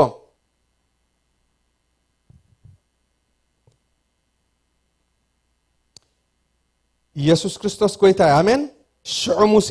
ነቶም ህዝቢ አይትፍሩሁ ደው በልዎ እቲ ምድሓን እግዚአብሔር ሎሚ ዝገብረልኩም ረአዩ ሃሌሉያ እዞም ሎሚ ትርእይዎም ግብፃውያን ደግም መሊስኩም ንዘልዓለም አይትርእይዎምን እግዚአብሔር ክዋጋአልኩም ይሞ ህዱእ በሎም ይብለና አሜን ሃሌሉያ ሽዑ ሃሌሉያ እግዚአብሔር አመንካን ኢሉ እግዚአብሔር ፈሪሕካ አይሉ አይገድፈካን አሜን አይገድፈካን እምነትካ ክንድ ዝኾነ ይኹን ብዘይገድስ ትብጽሕነት ናይ እምነትካ ብጽሕና ዝኾነ ይኹን ብዘይገድስ እግዚአብሔር ሓንሳ አፍቂሩካዩ አሜን ሓንሳ ኪዳን አትዩ ምሳኻ አሜን ስለዚህ እግዚአብሔር ምሳኻዩ አሜን ፈሪሕካ ካብ እምነት ጎዲልካ ኢሉ ገዲፉካ ይከይድን አሜን አይፈላልየካን አሜን ደው በሉ ይልዎም ሙሴ ሎሚ እግዚአብሔር ትዝገብረልኩም ምድሓን ሎሚ ይልዎም ጽባሕ አይኮነን ሎሚ ክትርእይኹም ይልዎም አሜን እግዚአብሔር ተመስገነ ይኹን ስለዚህ ትህዝብቲ ምድሓን ንኽሪ ተዳሎ ተባሂሉ ማለትዩ አሜን ስለዚህ ኢየሱስ ክርስቶስ ጎይታ አሜን እቲ من أملاك خمس خونة زي فلت صلاة خاجنان تاي زجبر ده دحري خايس سلزيو مسلوس نبر طلاتي دكيم يمك እግዚአብሔር ግን አበረታኝ ሆነልኝ ግርማ ሞገስ ዛሬ ይኸው ዘምራለሁ ድካሜንም ረስቻለሁ ስሙን አከብራለሁ ኮሚ ሃሌሉያ በስለዋለሁ ስሙን አከብራለሁ ንገስልሃለሁ ኧረ ስንቱ ታለፈ ምን ጌታ ስንቱ ታለፈ ባንተ ታለፈ የኔ ጌታ ባንተ ታለፈ ሃሌሉያ ጉዕዞና ኾሚ አሜን ጉዕዞና ኾሚ ኸውን ዘለው አሜን ሃሌሉያ ስለዚህ ጋሕገል ጨም እንዳበለ መጽኡ ብድሕሪት ሃሌሉያ ትብቅድሚት ድማ ቀንበይበ ይብል ማለት እዩ ስለዚህ ሙሴ ናብ እግዚአብሔር መሰበለ እግዚአብሔር ድማ ስለምንታይ ናባይ ተእዊሉ አሜን ሓንሳ እኮ ስልጣን ይበካ ኣለኹ አሜን ክትመቅለሉ ነዚ ባሕሪ ክትመቅለሉ ትኽእል ሃሌሉያ ትእምርቲ ብኢድካ ኣሎ አሜን ሰሚዕካ ኢኻ ድማ ኣብ ልብኻ ድማ ቃል ኣሎ አሜን ስለዚህ ሙሴ እንታይ ገይሩ እቲ ቅድሚኡ ኣይሕልፈካኔ ዘይንቡር ክትገብር ንስኻ መኒኻ ዝብል ባሕሪ ኤርትራ እንታይ ገይርዎ ሙሴ ትበትሩ ምስ ገበረ ሃሌሉያ ትበትር እንታይ ኮይኑ ተመቂሉ ሎም ነገርካ ክምቀል እዩ አሜን ኣነ ብለካ ኣለኹ ሃሌሉያ ንቤልካ ኣለኹ ነገርካ እግዚአብሔር ክመቅሎ እዩ አሜን ኣይሳገርኒ ዝበለካ ነገር ኩሉ እግዚአብሔር ሃሌሉያ ክመቅሎ እዩ አሜን ተዋሃበካ ቃል ምሳኻ ኣሎ አሜን በትር እግዚአብሔር አይበካን እዩ አሜን ዝህበካ ቃል አብኢድካ ኣሎ አሜን አብኢድካ ኣሎ ተዛረብ ሃሌሉያ ስለዚህ ቃል እግዚአብሔር እንታይ ብለና እቲ ቃል ኣብ አፍካን እንታይ ካን እዩ ቀረባኻን እዩ ሃሌሉያ ስልጣን ኣለካ ውሉድ ኢኻ ሃሌሉያ ካረን ከተነቃነቕ ተፈቂዱልካ እዩ እቲ ዝውስኖ ግን እቲ ናትካ እምነት እዩ አሜን ሎምን ተዳ አሚንና እግዚአብሔር ዝበልናዮ ኩሉ ክገብሮ እዩ አሜን አቀድሜኻ ደው ዝበለ ኩሉ እግዚአብሔር አምላኽ ሃሌሉያ ከአልዩ አሜን ዘአሊ ሃሌሉያ ቃል ምሳኻ ኣሎ አሜን ነገራት ዝቅይር ቃል ምሳኻ ኣሎ አሜን ናይ ኪዳን ህዝቢ ኢኻ ንስኻ አሜን እግዚአብሔር እሱ ኢሉኒ አሜን እግዚአብሔር ንስቂላ ይኮንኩን ዝዛረብ ዘለኹ እቲ ተምልኽዎ አምላኽ ዝሃበኒ ቃል ነግረኩም ዘለኹ አሜን ኢየሱስ ክርስቶስ ጎይታ እዩ ስለዚህ ሙሴ ምስ መቀሎ ሃሌሉያ ዘይንቡር ነገር ኮይኑ ማለት እዩ ተመቂሉ ዘይፈልጥ ተራዩ ዘይፈልጥ ተሰሚዑ ዘይፈልጥ ነገር ኮይኑ ማለት እዩ ሃሌሉያ ብርቱዕ ንፋስ ካብ ምብራቅ መጽኡ ሃሌሉያ እንታይ ገይርዎ መቂልዎ ማለት እዩ ሃሌሉያ ነገርካ እግዚአብሔር ሎሙን ክመቅሎ እዩ አሜን አንተ ህዝቢ እግዚአብሔር ነገርካ ክመቅሎ እዩ አሜን ብንቁስ ክትሳገር ኢኻ ሃሌሉያ ዝሕዘካ ጭቃ ኣይክህሉን እዩ ሃሌሉያ ምክንያቱ እግዚአብሔር ተዛሪቡ ስለዝኾነ አሜን ስምዓኒ በሐቂ እብለካ ኣለኹ እግዚአብሔር ከስግረካ እዩ አሜን ብዘይገድስ ሃሌሉያ ፈርዖን ብዘይገድስ ባሕሪ ኤርትራ ሃሌሉያ ንእግዚአብሔር ዘይእዘዝ አካል የለን አሜን ኣብ ምድሪ ይኹን ኣብ ሰማይ ሃሌሉያ ኣብ ትሕቲ ምድሪ ንእግዚአብሔር ዘይግዛእ ዘይሰምዕ አካል የለን አሜን ምክንያቱ ብኡ ተፈጢሩ ኢየሱስ ክርስቶስ ጎይታ እዩ አሜን ስለዚህ እስራኤላውያን ክሓልፉ ጀሚሮም ማለት እዩ ከመይ መስለኒ ከምዚ ምናልባት ሪኢኹም ተኮንኩም ሲ ከምዚ ዓሳ ብውሽጢ ብቤትሮ ተሰርሐ ሪኢኹም ዶ ብቤትሮ ተሰርሐ ዓበይቲ ዓሳ ከምዚ እንዳበሉ ዘብልዎ ሪኢኹም ዶ ለክዕ ከእስራኤል ከምኡ እንዳራ ይኸይዶም ማለት እዩ እንዳራ አሜን بتأمرت خخون يقعز آمين بتأمرت خخون آمين كتساجر يخ هاليلويا كتساجر يخ هاليلويا أنا خمناي أملاخ باري أنا أقرأ كله كتساجر يخ زحزة كان أقرأ يكلوني هاليلويا أنا أيتحلفني خازب لك أكل كم زندارا خاي وخد كيدي خا آمين كم زي يسوع كريستوس قويتاي آمين زابير أملاخنا كم أملاخ آمين يسوع كريستوس قويتاي سلزيو نصلاتي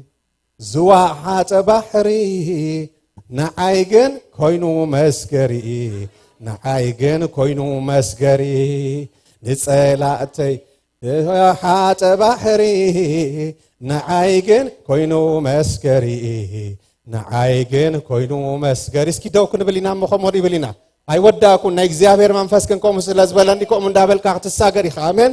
ሃሌሉያ تسوى وحات بحري نعايجن كوينو مسكري نعايجن كوينو مسكري نصلاتي زواحات بحري نعايجن كوينو مسكري نعايجن كوينو مسكري مزمران كتحجزونا ياكم هاليلويا حزب املاخ بحنسا كويناكم وخنبلوينا هاليلويا تمالكم غيروس كيروكاين لومون هاليلويا ابقدم خادوس نزبله يشوا هاليلويا هاليلويا هاليلويا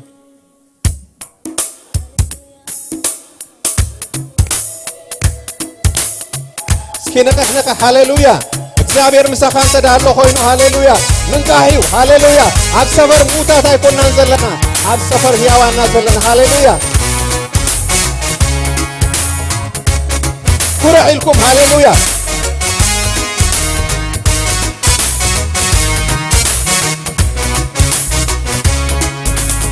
እርግቦሚ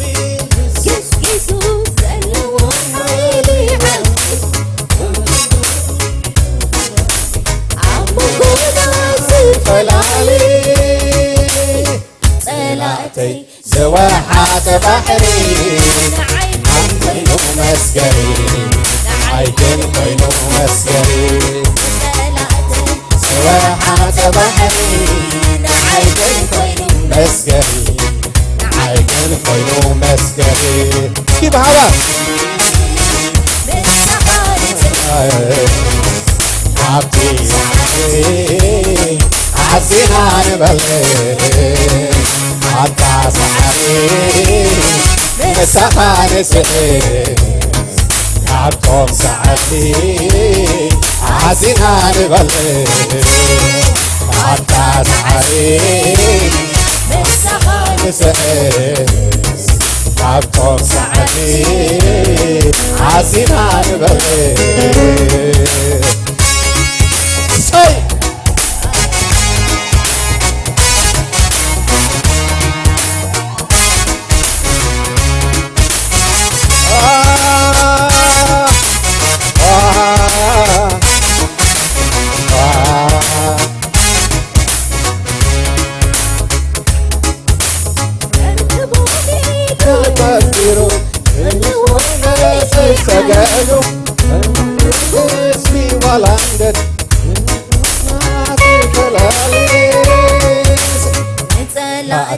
زواحات بحري كينو مسكري عيكن كينو مسكري زواحات بحري عيكن كينو مسكري حتى هم دبل كان يسكر هاليلويا هم دبل كان هالنجرات تحس هاليلويا سحاتك نجر عيكن كينو مسكري عيكن كينو مسكري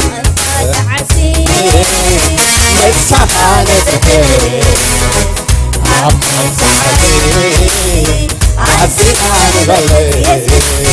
أفرون سراويكم سمعت بلي مسافة نسحي عبتهم سحري عزينا نبلي عبتا تحاسي نسحي عبتهم سحري عزينا نبلي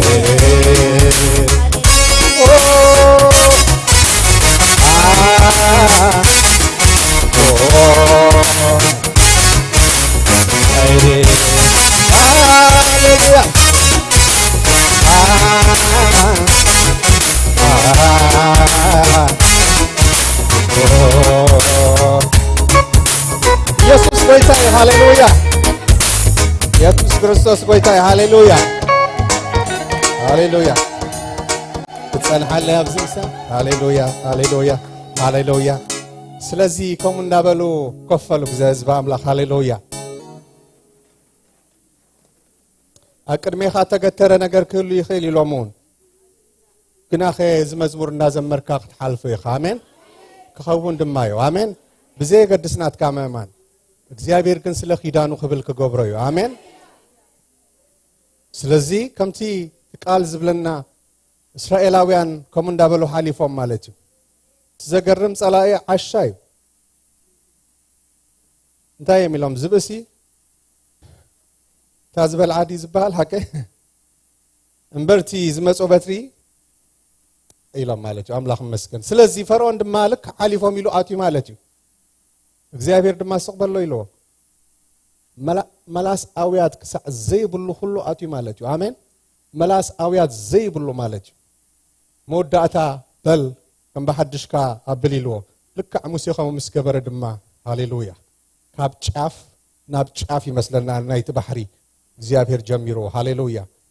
ሰጢሞም ተሪፎም ማለት እዩ ስለዚህ ተጫውጫው ዝብል ዝነበረ ህዝቢ ልክ ሽዑን ሽዑ ከምቲ እግዚአብሔር ዝበሎ እግዚአብሔር ተይሉካ ሽዑ ዝገብረካ አሜን ጽባህ አይኮነን እግዚአብሔር ሎሚ ዝገብረልካ አሜን ስለዚህ እስራኤል እንታይ ኮይኖም ምድሓን አምላኽ ሽዑሪዮም ከምቲ ሙሴ ዝበሎም አሜን ስለዚህ ቶም ጫውጫው ዝብሉ ዝነበሩ ሽዑ አነት ዝገረመኒ ምሰገሩሲ ሽዑ ክዝምሩ ጀሚሮም ማለት እዩ ክዝምሩ ጀሚሮም በጣም ይገርመኒ ክዝምሩ ጀሚሮም ማለት እዩ እግዚአብሔር ከምዝን ማለት እዩ ትህዝብ ታሪክ ትፈልጡ ወይ መስከደ ካንታይ ገይሩ ትህዝብ ማለት እዩ አረ በኢየሱስ ክርስቶስ ስም ከም ኮይንኸውን አሕዋተይ መግሮም ነምተ አይንኹን አሜን እግዚአብሔር ብትእምርቲ ናብ መልእኽተይናብዩ ሃሌሉያ እግዚአብሔር ካብቲ ዝነበርካይሉ ቦታ ብትእምርቲ ውፅኡካ ፈቲኻ ስኻይ ኮንካን እግዚአብሔር ከምቲ ግዜ ሙሴ ዝገበሮ ከምኡ ተዋጊኢልካዩ ሃሌሉያ ነቶም ዝሓዙኻ ሃሌሉያ ዘይመፍትራት ዲው ድንቁርና ዲው ካለ ሃይማኖት ዲው እግዚአብሔር ካብኡ አውፅኡካዩ አሜን ናታይ እዩ እናበለን ኮሎ ጸላኢ እግዚአብሔር ካብኡ አውፅኡካ አሜን እግዚአብሔር ተናጢቆ አውፅኡካ አሜን ከውጻካ ኮሎ ድማ እግዚአብሔር ንሰናይ ነገር እዩ አሜን ዘዳለወልካ ነገር አለው አሜን እታ ሽዑ ዝነበረት ኢየሩሳሌም ኣብ ምድሪያ ዘላ አቀይ ንዓኻ ግን ታ ሰማያዊት ኢየሩሳሌም ክትወርስ እግዚአብሔር አዳልዩልካ አሜን ናብዩ ጉዕዞኻ አሜን ናብዩ ጉዕዞኻ አሜን ስለዚ እግዚአብሔር ምሳና እዩ ከም ቃሉ አሜን እግዚአብሔር ከም ቃሉ ምሳና እዩ አሜን ስለዚ ህዝብ አምላኽ ሎሚ ሕጂ ተመሊሰ ኸሪዮ ከለኹ ናባና ከመለስ ያለን ናባና ናብ ሕጂ ኣብዚ ሕጂ ዘለናሉ ዘመን ከመለስ አሜን ስለዚ ክንደይና ሎሚ እግዚአብሔር ብትእምርቲ ካብኹም ዘውፃና ንፈልጥ እዚ ርዳኩም ደሎ ፈትዩ ዝመጽ ሓደ እኮ የለን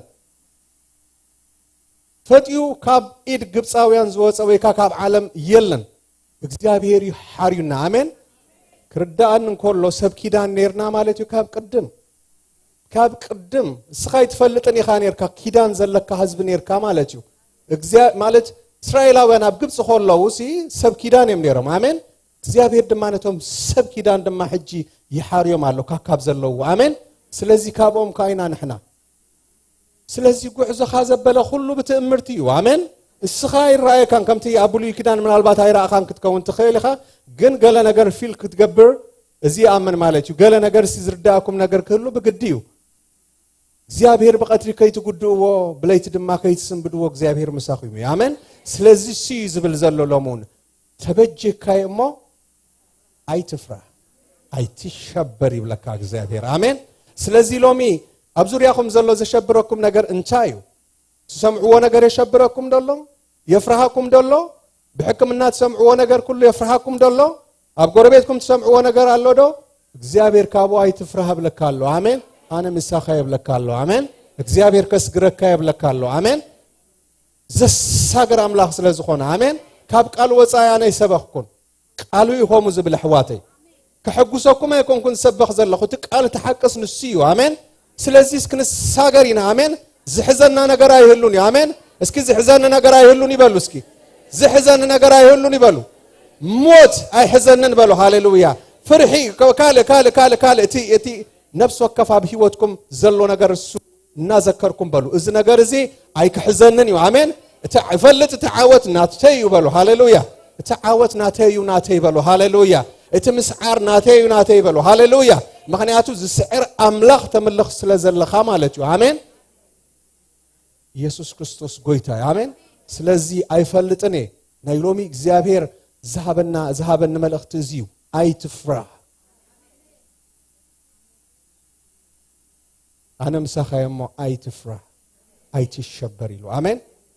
ፓስተር ቴዲና ናብ ቀዳማይ ሳሙኤል ምዕራፍ 17 ካብ ጥቕሲ 1 11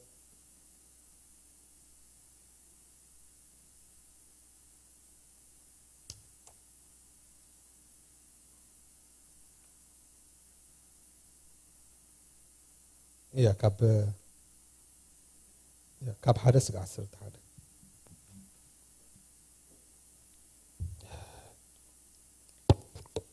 فلسطيناውያን ድማ ክዋግኡ ሰራዊቶም ኣኽቲቶም ኣብ ሰኮና ይሁዳ ተኣከቡ ኣብ ሰፈር ዳሚም ኣብ መንጎ ስኮትን ኣዜቃን ሰፈሩ ሳኦልን ሰብ እስራኤልን ድማ ከቲቶም ኣብ ለሴ ኤላህ ሰፈሩ ምስ ፍልስጥኤማውያን ክዋግኡ ድማ ተሰለፉ ፍልስጥኤማውያን ነቲ ከረን ብሓደ ወገኑ ቆሙ እስራኤል ከዓ ነቲ ከረን ብሓደ ወገኑ ቆሙ ኣብ መንጎኦም ድማ ለሰ ነበረ ካብ ሰፈር ፍልስጥኤማውያን ከዓ ጎልያድ ዝስሙ በዓልጋት 6 እምነት ስድርን ዝቁመቱ ተቃላሳይ ሰብኣይ ወፀ ቁራዕ ርእሲ ኣስራዝ ድማ ነበሮ ከም ቅራፍ ዓሳ ዝበለ ድርዒ ውን ተኸዲኑ ነበረ ሚዛን እቲ ድርዒ ከዓ 5,000 ሲቃል ኣስራዚ እዩ ኣብ ሰለፋቱ ድማ ስረ ኣስራዚ ኣብ መንጎ መናክቡ ከዓ መዝረቕ ኣስራዚ ነበሮ ዛብያ ሕላሱውን ክንዲ ወንደረሽ ኣላማይ ነበረ እቲ ብልሒ ላሕሱ ከዓ 600 ሲቃል ሓፂን ይምዘን ነበረ እቲ ኣጽዋር ዋልትኡ ድማ ቀቅድሚኡ እቲ ጽዋር ዋልትኡ ድማ ቀቅድሚ ይኸይድ ነበረ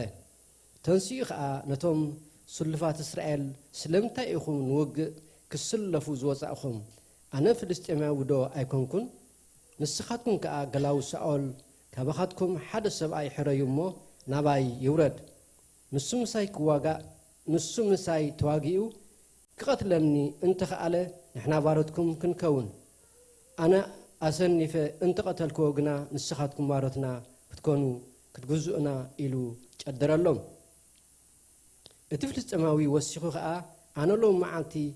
ነቶም ስልፋት እስራኤል ኣባጭዮም ኣለኹሞ ንሓድ ሕድና ክንዋጋእሲ ሓደ ሰብኣይ ሃውን ይበለ ሳኦልን ብዘሎ እስራኤልን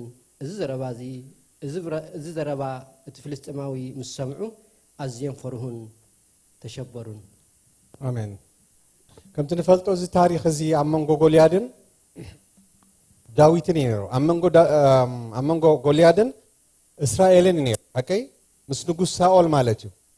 ስለዚ ዘይተገዝረ ሰብኣይ ንኣምላኽ ዘይፈልጥ ሰብኣይ ነቲ ንኣምላኽ ዝፈልጥ ህዝቢ ጭድረሉ ነይሩ የባጭሉ ነይሩ ማለት እዩ ስለዚ የፈራርሆ ነይሩ ማለት እዩ መን እዩ ምሳይ ዝገጥም ምክንያቱ ሲ ኩሉ እንተንኡሲ ግዙፍ እዩ ገጅፍ እዩ ቁመቱ በሉ ኩሉ ነገራቱ ማለት እዩ ከምቲ ጽሑፍ ዝብለና ማለት እዩ ስለዚ ምሳይ ዝገጥም ትዘገርም ነገር እሱ እዩ ኩሎም ካብ ወገን እስራኤል ሲንዑ ዝገጥም ክንዱ ኣካል ዘለዎ ጀግና ኣይተረኽበን ስለዚ ደቂ እስራኤል ፈርሁ ይዝብለና እቶም ሰብ ኪዳን ፈሪሆም ኩሉ ግዜ ፍርሒ ካመን ይዝመጽ እንተዳይልና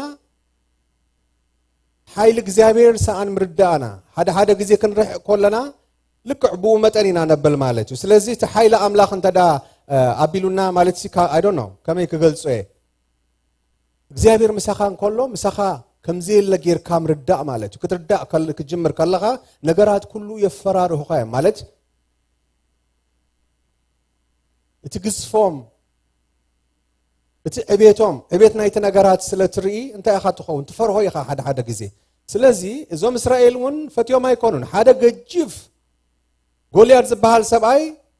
ከብሎም ጀሚሩ ማለት እዩ ክጭድር ሓደ ሰብ ንዓያምፁ ኣነ እንተዳ ወዲቐ ንሕና ክንግዛኣኩም ካባኹም እንተዳ ወዲቑ ድማ ግዙኣትና ክትከውኑ ኢኹም ኢሉ ይጭድር ነይሩ ህዝቢ ኣምላኽ ግዙኣት ኣይክትከውን ኢኻ ኣሜን ናይቲ ዝደልየካ ገዛኢ ናይቲ ዝፍከረልካ ገዛኢ ኣይክትከውን ኢኻ ኣሜን ስለዚ ሳቶም ግን ፈርሁ ዝብለና እግዚአብሔር ይመስገን እግዚአብሔር ግን ሰብ ኣለዎ ኣሜን ሰብ ኣለዎ ኣሜን ስለዚ ሓደ ዳዊት ተረኺቡ ማለት እዩ ምስ ድብን አንበሳን ገጢሙ ዝሰዓረ ሓላዋ ባጊዕ እግዚአብሔር ኣቐሚጡ ነይሩ በዒንቲ ሰብ ንእሽተይ ጎልያድ ኣነ ኸልብደ ኢልዎ ኣሜን ስኻት መፀንስ ካልእ ሕሽ ዝበለ ከማን ዘይሰዱለ ኢሉ እግዚአብሔር ብንእሽተይ ነገራት ነገርካ ክስዕሮ እዩ ኣሜን ምስዓር እግዚአብሔር ክስዕሮ እዩ ኣሜን ካውድቆ እዩ ኣሜን ስለዚ እቲ ስኻ ብስም ብኹነታትካ በተዘለካ ጥበቢኻ መፂኻ ነገን ብስምቲ ሁሉ ዝኽእል ኣምላኽ የመፀካ ዘለኹ ኢልዎ ኣሜን ስለዚ ንፍርሒ እስራኤላውያን እግዚአብሔር እንታይ ገይሩ ኣሜን ኣውዲቕዎ ሃሌሉያ ስለዚ ዳዊት ብሓንቲ እምኒ ገይሩ ይሂቡ ምስ ገደፎ ጎልያድ ድማ ወዲቑ ማለት እዩ ኣነ ከስተንትኖ ከለኹ እታ እምነቲኣ መን እያ እምኒ ማእዘን ዝኾነ ክርስቶስ ኮይኑ ይስማዓና ኣሜን ስለዚ ብስም እግዚአብሔር ምስ በለ ሃሌሉያ ከይዱኻ ሃሪሞ ወዲቑ ማለት እዩ ሽዑ ኣብ ሰፈር ጸላእተይ እንታይ ኮይኑ እንታይ ኣብ ሰፈር ጸላእቶም እንታይ ኮይኑ ህድማ ኮይኑ ማለት እዩ ምሽባር ኮይኑ ማለት እዩ እግዚአብሔር ነገራት ገልቢጥዎ ማለት እዩ ኣሜን ስለዚ እግዚአብሔር ሎሙን ካብቲ ነቲ ኣቅድሚኻ ደው ዝበለ ነገር እግዚአብሔር ክግልብጦ እዩ ኣሜን እስኻ ክትወርሶ ኢኻ ኣሜን እሱ ኣነ ክወርሰካ ኢሉ ዝጭድር ዘበለ ኩሉ ንስኻ ክትወርሶ ኢኻ ኣሜን ምክንያቱ እግዚአብሔር ምሳኻ ስለ ዝኾነ ካብ ህላውነት ኣምላኽ ተላዕለ ኣሜን ስለዚ እግዚአብሔር ተመስገነ ይኹን ኣብ ኢሳይያስ ምዕራፍ 43 አንቢበ ሃሌሉያ ሽዑ ክንጽልይና እግዚአብሔር ተመስገነ ይኹን ኢሳይያስ ምዕራፍ 43 ልክዕ ከምኡ ኻይብለና አምላኽ መስገን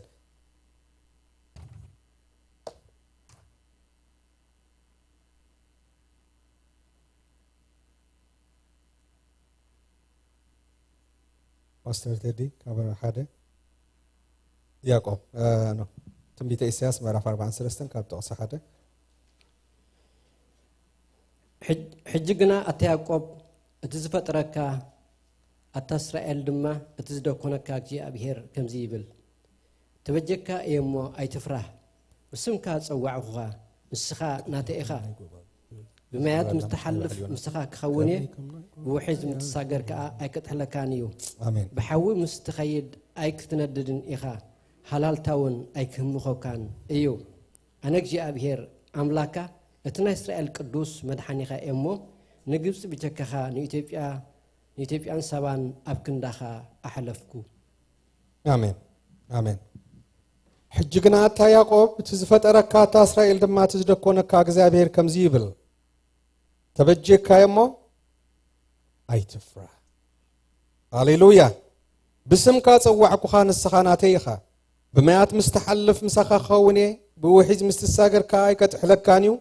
بحاوي مستخيد أي كتنددني إخا حال تاون أي كهم مخكان إيو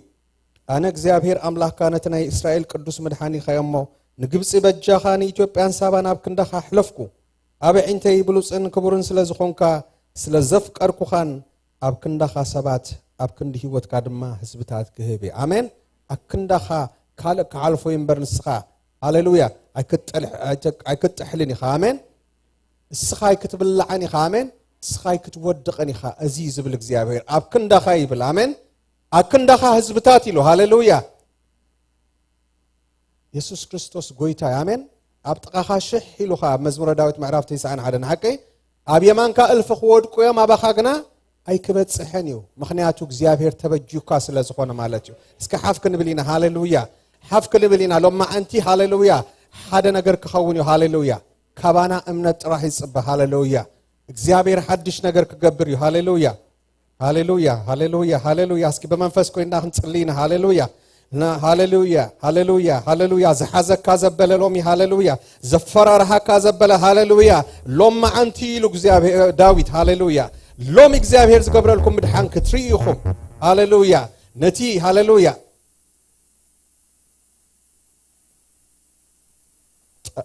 ሃሌሉያ ሃሌሉያ ሃሌሉያ ሃሌሉያ በመንፈስ ንኹን ንጸልይ ሃሌሉያ እግዚአብሔር ሓድሽ ነገር ክገብር ይሕዋተይ ፍሉይ ሰብ የለና ማእከልና ፍሉይ ሰብ የለና ማእከልና ፍሉይ ዝኾነ እግዚአብሔር ግን ማእከልና ኣሎ አሜን እግዚአብሔር ክገብር ስለዝኾነ እግዚአብሔር ግዜና ሃቦ ሃሌሉያ በመንፈስ ንኹን ሃሌሉያ ካብ ሰባይ ትጸበዩ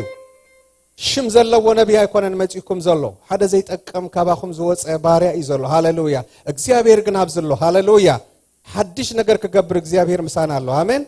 ሃሌሉያ ሃሌሉያ ሃሌሉያ ሃሌሉያ ሃሌሉያ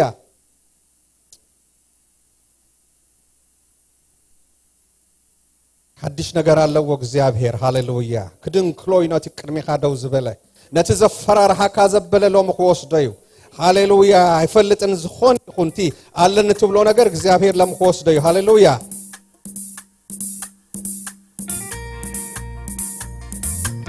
እግዚአብሔር ከልዕሎዩ ዝመዝሙር እንዳዘመርና ከለና እግዚአብሔር ካብ ነፍስ ወከፍ ክድህስስ እዩ ሃሌሉያ እግዚአብሔር ክድህስስ እዩ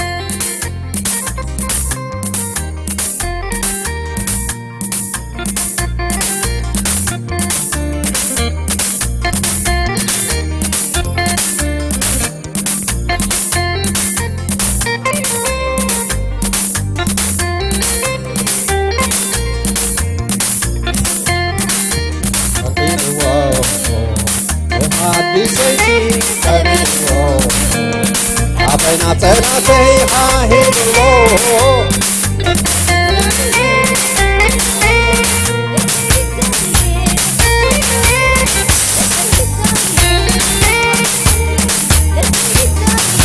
لقوسالو لقوسالو عليكو حديثي سبيلو አፌን አጸዳቴ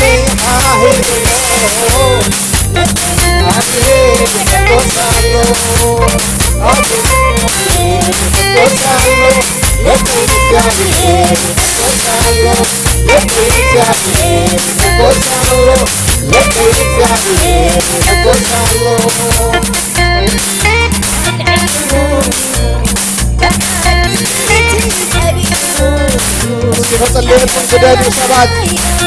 ተጸልየኩም ዝደልዩ ሰባት ናት ንቅድሚት ይዙ እግዚአብሔር ሓድሽ ነገር ኣለዎ ሎሚ ሃሌሉያ ሓድሽ ነገር ክገብር እዩ ትጽልየለይ ዝደሊ ሰብ ትጽልየለይ ዝደሊ ሰብ ሃሌሉያ እናተመጣ ትጽልየኩም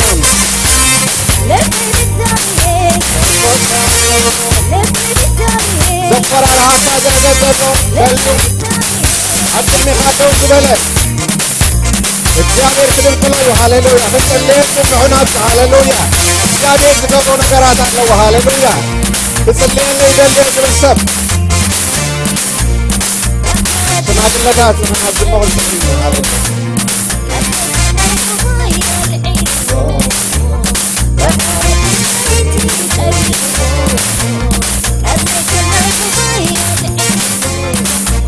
መዘምራን እንዳዘመሩ ዝጽልየኩም ሰባት ንዑ ሓድሽ ነገር ኣለዎ እግዚአብሔር ሃሌሉያ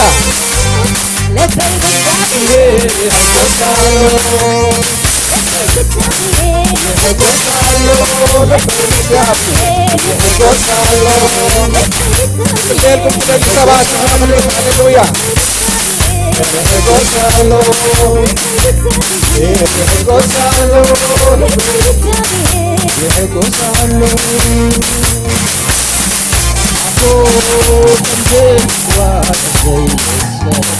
ናይና ቅድሚት ሃሌሉያ ናይና ቅድሚት ኣብፅኹም ንኽጽልየልኩም እዩ ሃሌሉያ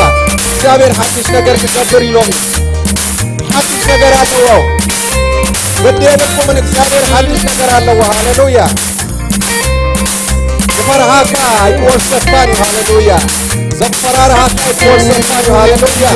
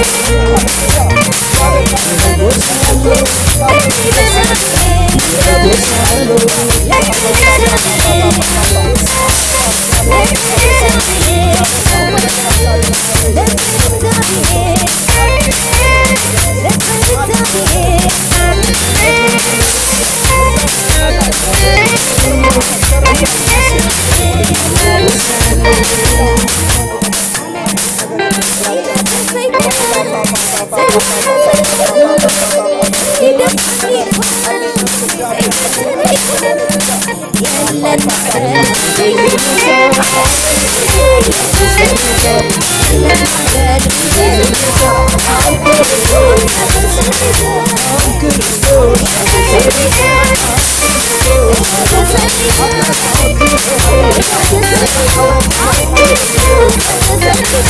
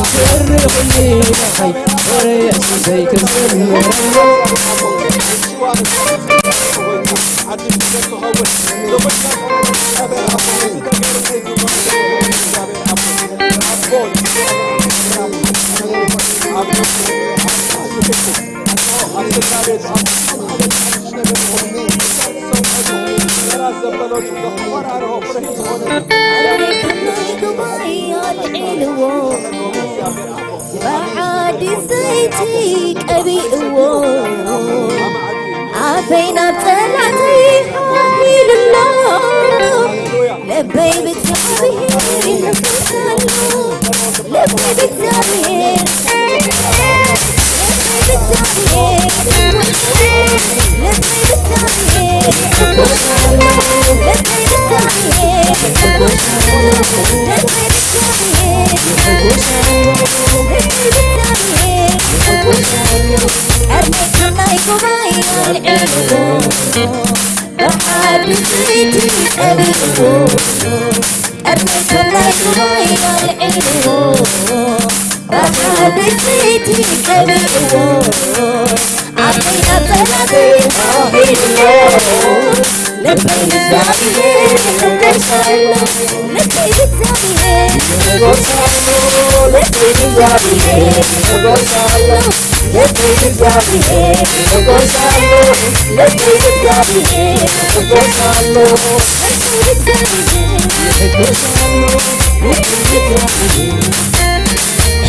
እስኪ خمسة خلنا بالينا زي فتنة كمان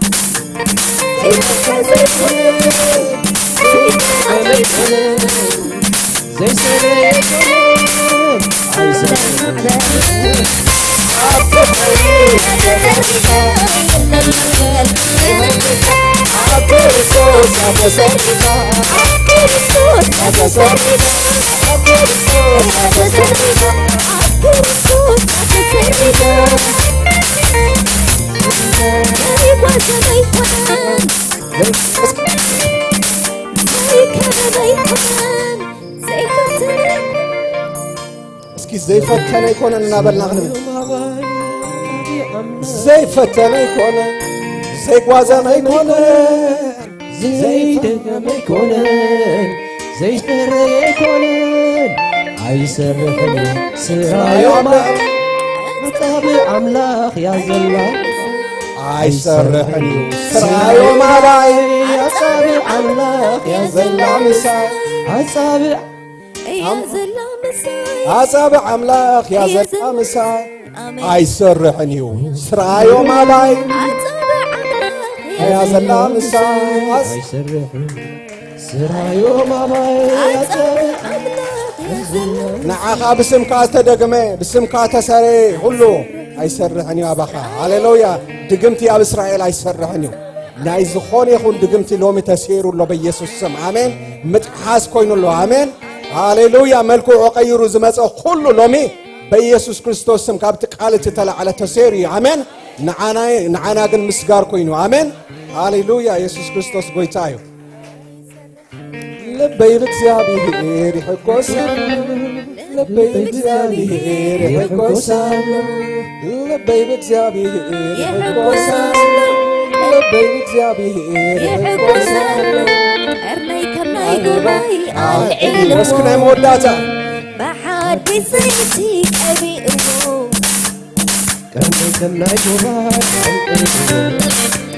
بحادي سيتي كبي أمو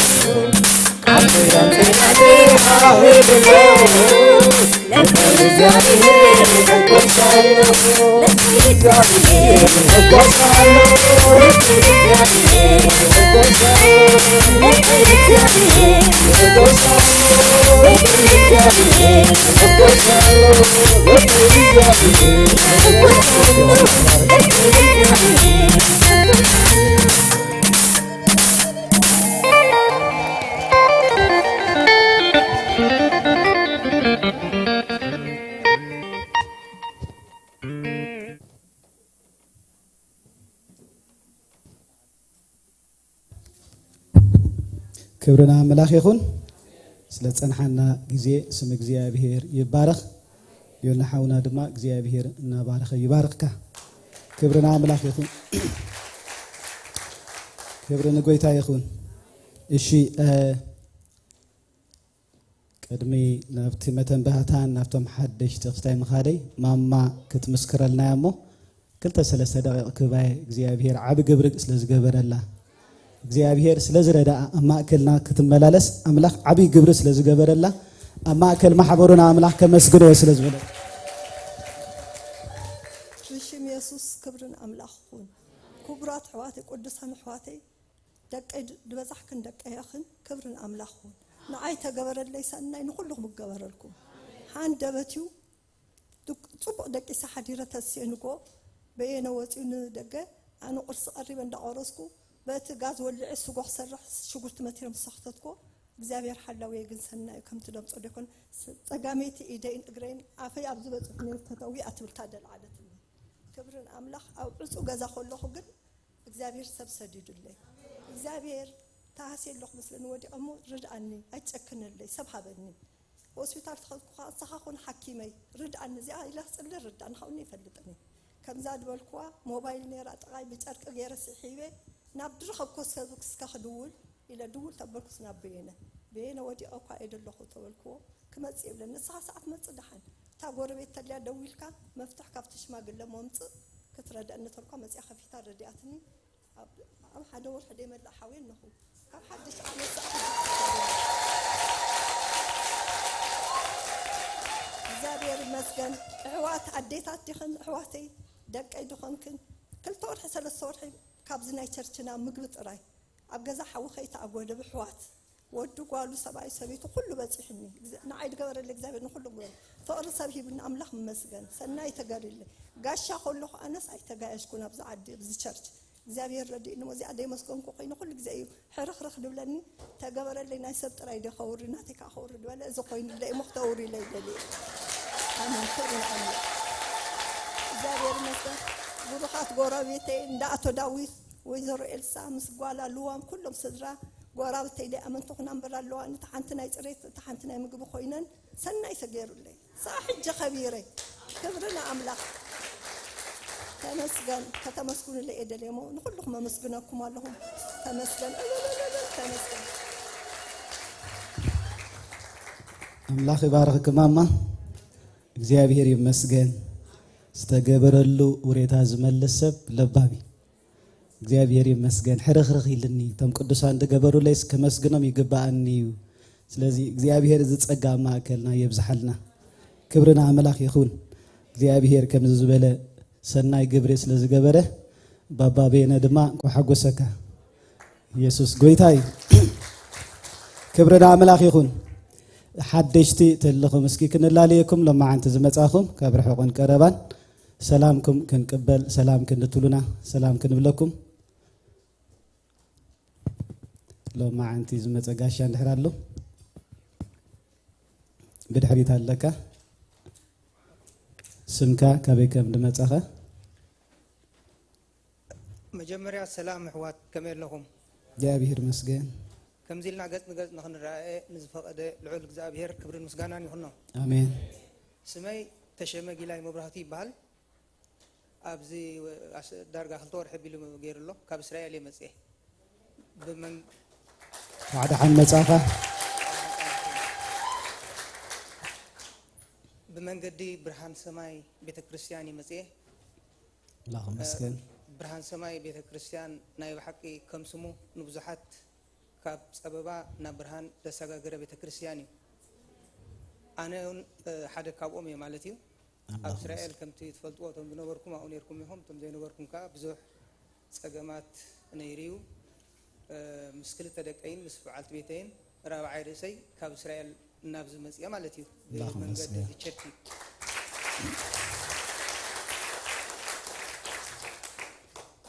ክብርን አምላኽ ይኹን ልዑል ክብሪ ነዚ ቤተ ክርስቲያንን ንኣባላቱን ነዚ ባይታ ስለ ዘጣጣሕኩምልና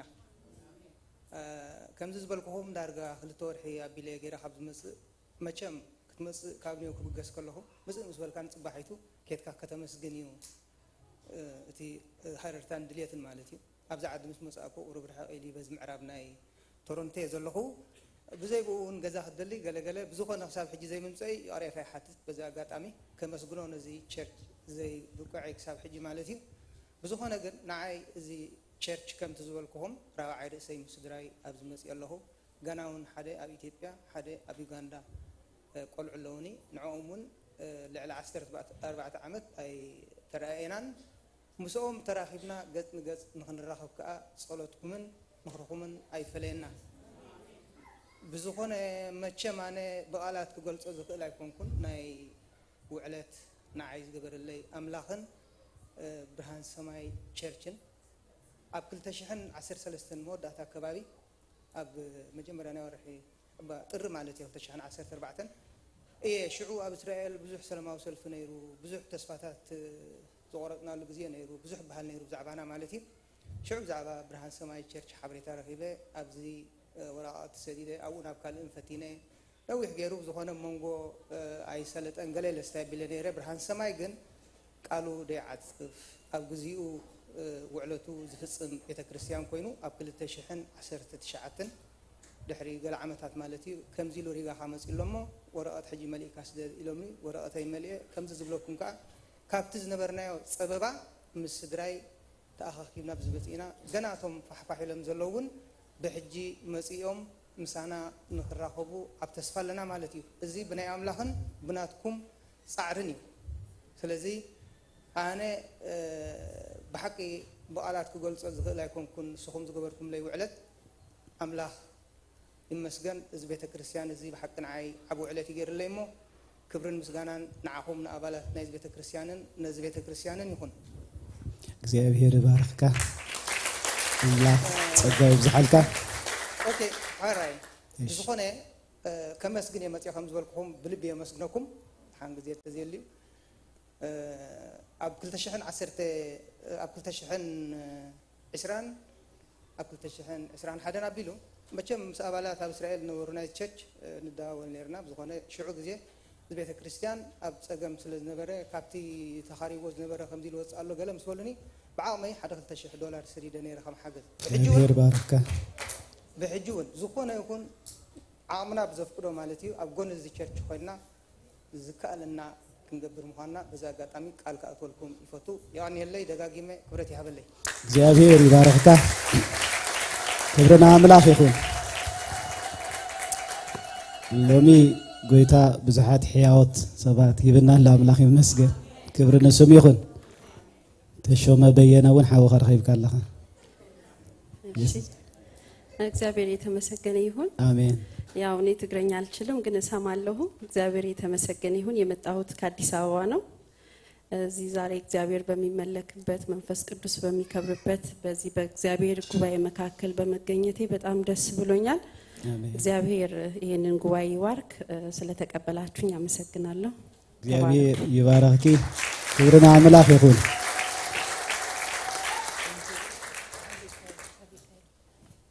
እሺ ኤልዳና ትባል ሽማ በዝለ ካሜራ በዝለ እግዚአብሔር ይባርክ አስመረት ትባላለሁኝ ከሳውዝ አፍሪካ ነው የመጣሁት ክብርና አምላኽ ይሁን አስመረት እንኳዕ በሰላም መጻኺ ቤት ኪዩ ክብርና አምላኽ ይኹን ካሎት ኣለውና ጋይሽ ክብርና አምላኽ ይኹን እግዚአብሔር ይህበና ኣሎ እንተበት እግዚአብሔር ይሰርሕ ኣሎ እግዚአብሔር ነቶም ዝደልይዎ ይዕርፍ ኣሎ ክብሪ ድማ ንስም ይኹን እግዚአብሔር ይባረኽ ናብቲ መተንባታ ክኸይድ አምላኽ ይመስገን ፌብሩዋሪ ላስት ማንስ ስለዝኸውን ደሎ ናይ ታክስ ሪተርን ረሲት ተዳልዩ ስለ ዘሎ ካብ ዲያቆናት ካብ በዓል ወሊድ መርሃዊ ክትወዝዎ ትኽእሉ ማለት ኢኹም ኣብቲ ናይ ሻሂ ግዜ ኣብኡሎ ክስታይ ስለ ዝኾነ እንድሕር ይኽሞት መሃብ ኣብ ዝሓለፈ ዋርሕ ቀልጢፍና ንገብሮ ስለ ዝነበርና ገለ ኢረር ክህልው ይኽእል እሞ ቀልጢፍኩም ሓብርዎም ክዕሪ ኢልኩም እዮም ማለት እዮም ስለዚ ምስ ረኣኹሞስ ጌጋ ክህልው ይኽእል እዩ ማለት እዩ በዚ እውን ዮሴፍ ሓውናኻ እግዚኣብሔር ይባርኽካ ኣብ ጊዜኡ ክስታይ ክገብር ብዙሕ ከይደቀሰ እሙን ኮይኑ ኣብ ሰዓቱ ክረክብ ድማ እግዚኣብሔር ሓጊዝዎ በዚ እውን ቤተክርስትያን እግዚኣብሔር ትባርኽካ ኣምላኽ ይባርክ ክብርና ኣምላኽ ይኹን ክብሪ ንጎይታ ይኹን ካልእ ድማ ንዝመፅእ ዘሎ ሰንበት ናይ ሕብረት ፌሎውሺፕ ስለ ዘሎና ከምቲ ኩሉ ሰዓት ንገብሮ ኣይ ተዳሊና ንምፃእ ማለት ድሕሪ እቲ ፕሮግራም ድራር ጎይታ ኣለና ድራር ጎይታ ምስ ወሰድና ናብቲ ፌሎውሺፕ ንታሕቲ ናይ ምሳሕ ግዜ ስለ ዘለና ካልእ ቆፀራ ይንሓዝ ማለት እየ ግዜ ኮፍ ኢልና ግሩም ዝኾነ ግዜ ክህልወና እዩ ክብርና ኣምላኽ ይኹን እቲ ካልእ ከዓኒ ህዝቢ ኣምላኽ ንቤተ ኣምላኽ ካብ ዓቕሙ ንላዕሊ ይህብ ስለ ዘሎ ከም ዝሃብ ክንብሎ ግዜ ይኮነን ሕጂ ማለት እዩ እግዚኣብሔር ይመስገን ስለ ቤት ጾር ደለዎ ኩሉ ኣብ ልቢ ሰብ ስለ ዘሎ ከም ፍታው ህያብ ክህብ ዝተለየተ ዘይኮነ ግን ከም ዝኽፍሊት ኣይንብልን ማለት እዩ ክፉት እዩ ናይ ሕብረት ግዜ እዩ ደቂ ኣንስትዮ ኣሕዋትና ግና ተዳልየን ብብዙሕ ነገር ኣምላኽ ይመስገን እግዚኣብሔር ይባርኽክን በዚ እውን ኣምላኽ ነመስግኖ ማለት እዩ እግዚኣብሔር ይመስገን ኣብ ነፍሲ ወከፍ እግዚኣብሔር ጾር ይቐምጥ ስለ ዘሎ ማለት እዩ በዚ እውን ንኣምላኽ ክብሪ ይኹኖ ናይ ፓስተር ምህላው ድማ ሕቶ ከይፈጥረልኩም ዝሓለፈ ኪችነር ሕብረት ስለ ዝነበሩ ኢሎም መዓንቲ ድማ ጌሹ ስለ ዘሎይ ንሓሙስ ክመፅእ እዩ ቁሩብ ናይ ቤተሰብ መጉዳእቲ ዘጋጠመ ስለ ዘሎ ክርከብ ስለ ዘለዎ ንኖርዌይ ጌሽ ኣሎ ንሓሙስ ግን ክመፅእ እዩ ማለት እዩ ስለዚ ንቤተሰቡን ንኩሉ እግዚኣብሔር ምፅንናዕ ክገብር ኣብ ጸሎት ንዘክሮ ስለዚ ከይከብደኩም ልብኹም ናበይ ከይዱ ከይትብል ኢለ ስለዚ ኢመርጀንሲ ስለ ዘጋጠመ እዩ ክመለስ እዩ ማለት እዩ ክብርና ኣምላኽ ይኹን ካብ ዘለና ናይ ተሲና ንእግዚኣብሔር ክነመስግኖ ኢና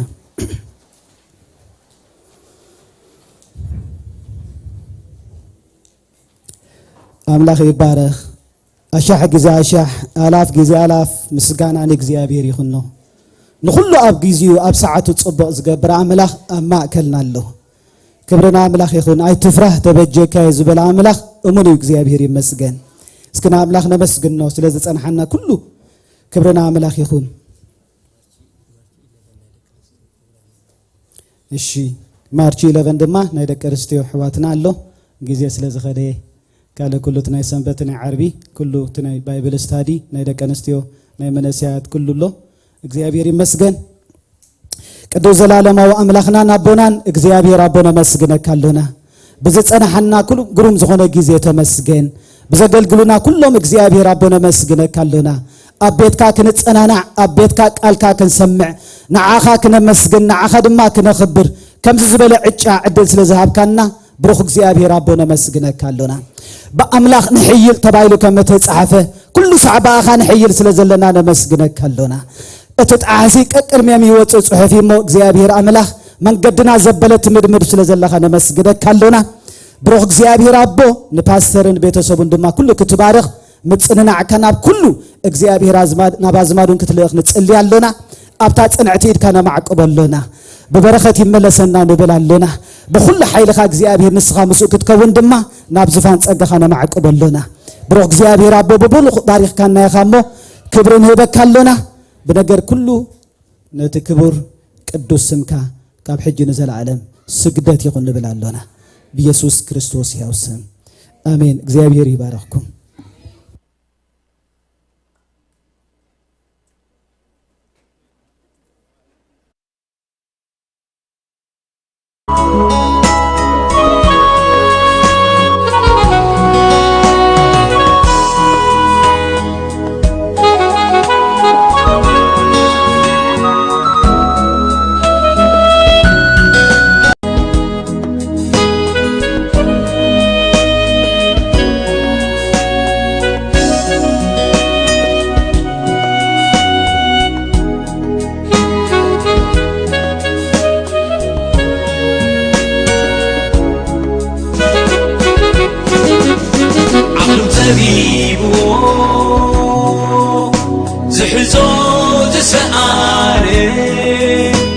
عبيتن عبدكن بهلو استحلل